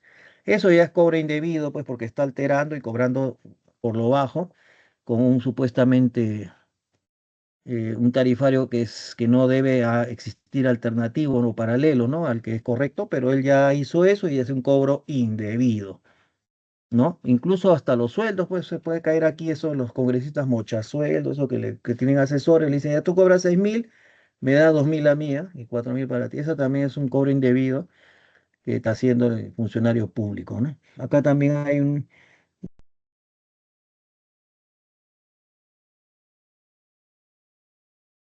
cobros, pues, ¿no? Digo, mal uso también. Bueno, la delincuencia ya sabemos que es a toda velocidad se ha desarrollado acá en el Perú, lamentablemente, es cualquier delito que es cometido contra la ley, sea personal o organizado en grupos, ¿no? Por eso hablan de organización criminal o bandas criminales, ¿no? Pero todos esos actos son contra la ley y por eso merecen castigo de la sociedad, o sea, son delitos penales, ¿no? Todos los delitos penales se refieren a delitos contra la sociedad, ¿no? Que, por ejemplo, uno roba un banco, no solo robó el banco, sino puede volver a robar, por eso que le hacen juicio y consideran su delito penal contra la sociedad. Factores, disfunción familiar, ausencia. Bueno, esto de acá es muy relativo, ¿no? En realidad, la gente que hace delitos son porque no quieren trabajar, pues como le dice la gente, le grita al delincuente, no, oye, trabaja, le dice, ¿no? ¿Por qué? Porque quiere la vida fácil y se ha dado cuenta que puede robar y le va bien a veces, no lo capturan, entonces él piensa que así es la vida más fácil que ponerse a trabajar honradamente como muchos, ¿no? Que lo hacen. Pero siempre es por cuestiones económicas, ¿no? Y también por ser sinvergüenza, flojos, o a veces puede ser disfunción familiar, como dice aquí, porque bueno, pues tus padres, tu madre, tu abuelo son delincuentes y tú creces ahí pensando que eso es normal, ¿no? Pero eso es muy poco, ¿ah? Más es el hecho de querer vivir pues sin trabajar y abusando, matando, robando, ¿para qué? Para beneficiarse él, ¿no? Entonces es un acto contra la ley, contra la sana convivencia social, etcétera, ¿no? Contra la cultura de paz, etcétera. Por eso vemos que lamentablemente la delincuencia se ha diversificado mucho, ¿no? En los últimos años es clarísimo pues que se ha ampliado en varias ramas, porque antes no había sicariato, extorsiones, todas esas cosas son nuevas, ¿no? Ahora extorsionan pues hasta un emolientero, le están pidiendo plata, gente pobre le están cobrando cupos. Es decir, los sinvergüenzas ahora quieren vivir de los demás, pues sin trabajar, ¿no? Pero cometiendo delito, por eso que hay que sancionarlos con la ley. Tipo de delito contra la vida, el cuerpo, por ejemplo, homicidio, aborto, son delitos contra la vida, ¿no? El aborto está penado en Perú, contra la libertad, cuando se secuestra gente, ¿no? O cuando se violenta la intimidad, se, se produce ingreso al domicilio para robar, esa es violación de la libertad, ¿no? Secreto de comunicaciones, proxenitismo, se refiere a que a esas personas que prostituyen a las mujeres para cobrarles, ¿no? Prostituyen, o sea, las obligan a ser prostitutas y aparte les cobran a ellas, ¿no? Por ese servicio que realizan. Al final el sinvergüenza, el proxeneta vive de la explotación de las mujeres, que a veces son secuestradas, obligadas a hacer prostitución, ¿no? Proxeneta, pues es el que la mala persona, pues el delincuente.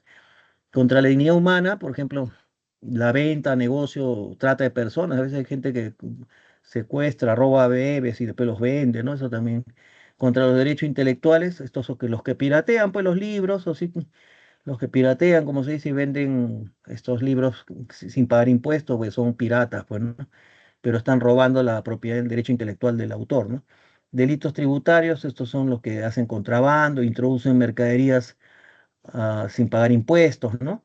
Elaboración, el ingreso, el comercio clandestino de productos de contrabando, etcétera. Contra la tranquilidad, delitos contra la paz pública, el terrorismo, contra el patrimonio, el hurto es cuando te extraen tu bien, o sea, te sacan tu celular, no te das cuenta, pero el robo es cuando ya hay violencia, o sea, te pegan, te golpean y después te quitan el celular y la billetera, ese es robo. Extorsión, ya sabemos todo eso, estafa, su abigeato es el que roba ganado, ¿no? Apropiación ilícita, bueno, de todo, como ven, delitos ambientales, también contaminación ambiental, contra los recursos naturales, responsabilidad funcional, información falsa, contra la seguridad vial, el que maneja borracho, velocidad excesiva, bueno, todos son formas de delitos, ¿no? Contra la familia. Esto creo que no hay, ya no debe haber avanzado, matrimonio ilegal, porque ya la gente ahora no se quiere casar, creo. Contra la humanidad son genocidios, matanza de poblaciones que están protestando, o las matanzas, pues, desaparición forzada de gente, ¿no? Secuestro, fosa común, tortura, como ha habido, por ejemplo, esos mineros, ¿no? Que los han matado, los han torturado, por ejemplo, es un delito contra la humanidad, ¿no? Bien, ahí tenemos las claves, por favor. Si pueden copiar un ratito las claves, un ratito, a ver, porque ya nos va a ganar la hora, un momentito, vayan copiando.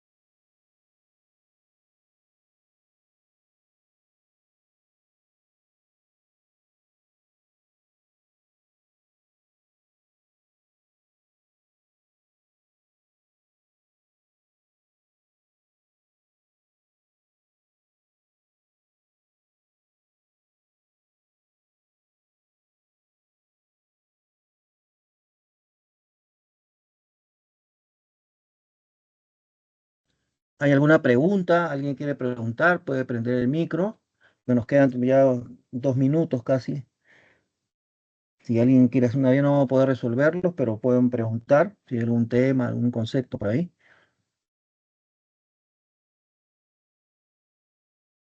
Bueno, como ven ustedes, este tema pues de la corrupción y la delincuencia es lo que más hay noticias todos los días en la televisión, ¿no? Así que ya todos son delitos contra la ley, pues, ¿no? En el caso del corrupto, los delitos perjudican al Estado, ¿no? O sea, el dinero del Estado. Y la delincuencia perjudica a todos, pues, porque la propiedad privada perjudica al que te, bueno, a la vida, ¿no? A la gente de la sociedad, ¿no? Lamentablemente, pues, la delincuencia, como ustedes ven, se ha desarrollado, diversificado tanto que ya estamos, pues, que la policía parece que no puede, ¿no? No sé cómo vamos a hacer, pero lo cierto es que así no podemos vivir tranquilamente. Sí, le puede hablar con Isilla, ¿no? Zair, ¿no Sí, puede profe, hablar? gracias. Sí puedo, Ya. profe, gracias. Ujú. Y respecto al hablar mal de algún funcionario, profesor, por ¿Cómo? ejemplo, A en ver. caso de que fulanito empiece a hablar sin pruebas, como entre comillas difamando a un funcionario Ah, público. eso es injuria, calumnia, difamación. Ah, Eso ok, lo en que, eso sí, no es eso también se delito. castiga, eso está en el Código Penal, se castiga por calumnia, difamación. En el fondo son formas de manchar el honor de la gente, ¿no? Con mentiras, ¿no? Calumnia es una mentira, difamación es cuando lo haces en público, ¿no? Dices tal persona es esto, ¿no? Así como hace Magali, por ejemplo, ¿no? Que por eso tiene problemas legales. Sí, eso también está contemplado como un delito, ¿no? ¿Alguna otra pregunta? Eso está en el Código Penal todavía, ¿no? Injuria, difamación, calumnia. ¿Alguna otra consulta? Ya nos queda, bueno, lamentablemente ya se cumplió la hora, entonces les agradezco su atención y continuamos la siguiente clase, ¿no? Hasta luego, entonces. Cuídense, Gracias, bendiciones. profe. Oye, Gracias. profe, gracias. Hasta luego.